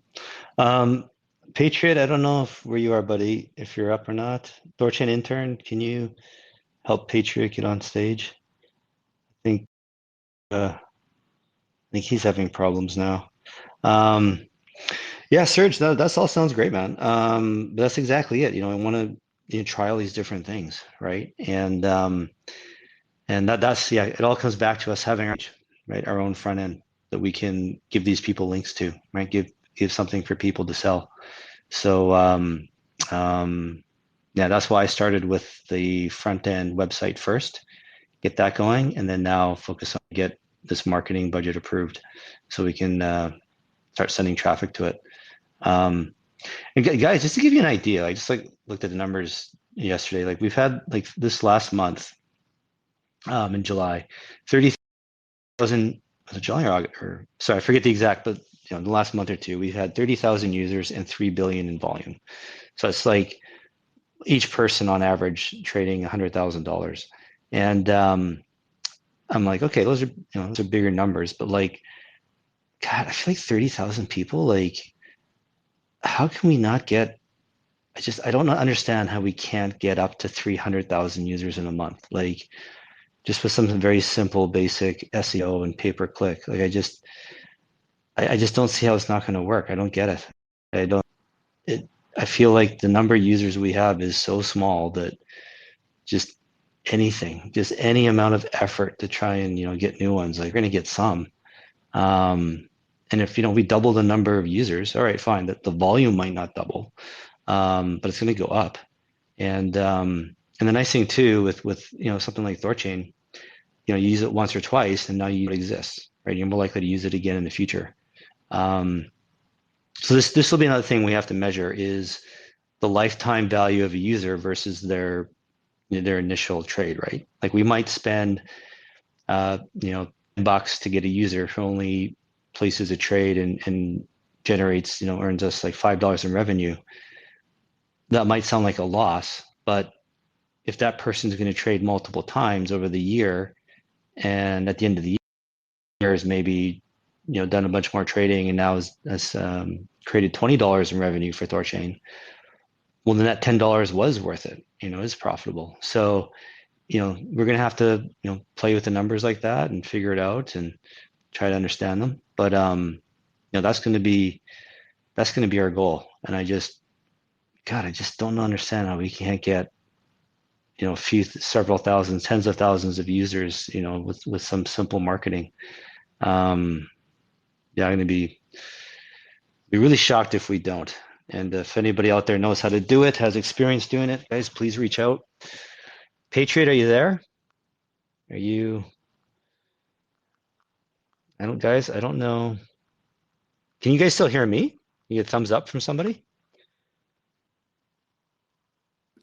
Am I still? Yes. We hear Yeah, you. okay, you Yeah. got me. Guys, I don't know. It sounds like maybe we should start wrapping it up. I think Patriot's having problems. Beat or Serge, did you have anything else you want to say? No, everything is pretty clear. Okay. Well, great, guys. Sounds Sorry. like everyone's on. Yeah, just the Serge? last thing. Yeah, we should really try creating that group chat or marketing group chat. Whether or not it gets approved, I think we should still talk about ways how we can market. And Yeah, I think. Go ahead.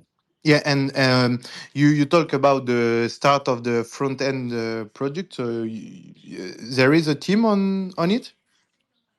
Yeah, the Unstoppable Wallet guys. They've already hit the ground running. I've already seen the first.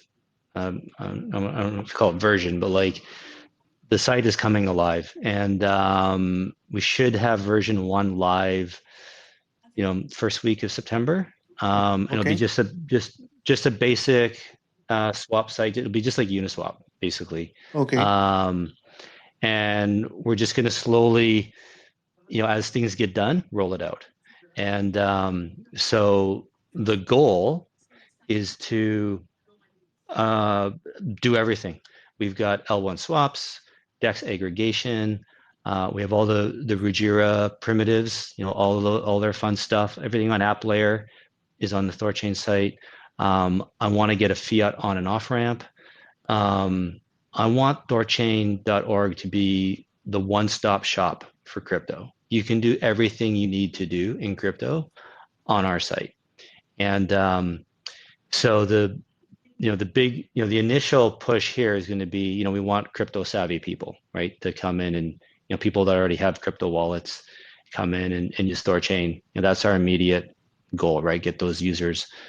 But, if we want to become, if you guys are all serious about making THORChain the biggest exchange in the world, we have to start thinking like that and acting like it. And we have to capture the entire user experience. So that's why I want a fiat on and off ramp for people to use so that, we're succeeding, we're winning. And now we want to start branching out into newbies, having their first experience with crypto be THORChain. We need to have everything on our site, right, for them to use. And also too, we could just have spillover effect. Like when you're doing targeted marketing, like if we're targeting, like Serge, you mentioned, like going after certain tokens, maybe there's a meme of the day or something, and we try a campaign, sell Bitcoin to buy this new meme or something. And we get some traffic and people are like, well, maybe somebody brand new to crypto is interested in this new trending token, and they come across our ad and they come to THORChain and they're ready to start in crypto. We want to be able to offer that to them, right? Give it to them. So I'm not saying that is our immediate goal and that's who we target out of the gate. That's not what I'm saying, you guys. But this is how I think we have to think. We have to plan for that and build towards that to eventually be doing that, because we will not be the biggest exchange in the world if we're only getting crypto natives. We have to be branching out into first timers too. And so that's the big picture. Yeah. But it will be difficult without a mobile app, a smartphone app. A great point. Yeah, actually good. Yeah, you're right. And you bring, yeah. So what I've been thinking about for a mobile app is memoless. Because it should be easy to create and easy for people to use, so that they won't have to create or download a new wallet. They'll be able to use existing wallets and just create, the memoless transaction on the THORChain app and then go plug it into their other wallet.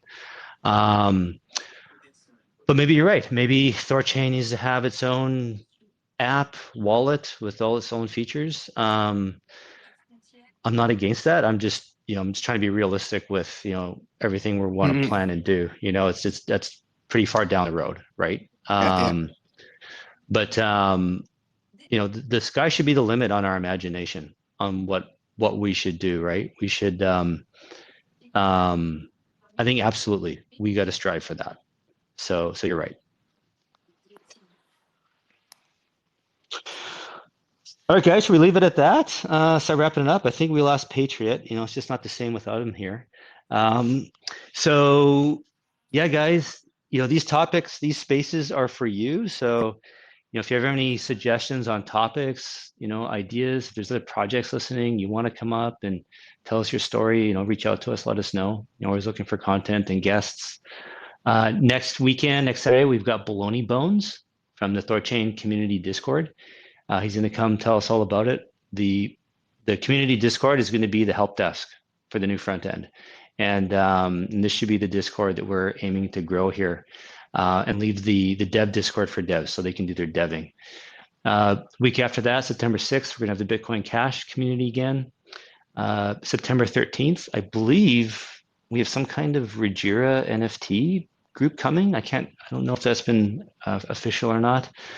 September 20th, we've got Eric from Mocha coming on. Mocha is doing their launch, so he wants to come talk about the new Mocha app. And then September 27th, we got Hands and Hands Only from Regira. So you can, Hands can take the floor, talk about whatever he wants. You guys can come out, ask some questions. Alrighty, guys, thanks for listening. We'll be in touch. Take care. Bye. Thank you very much. Bye.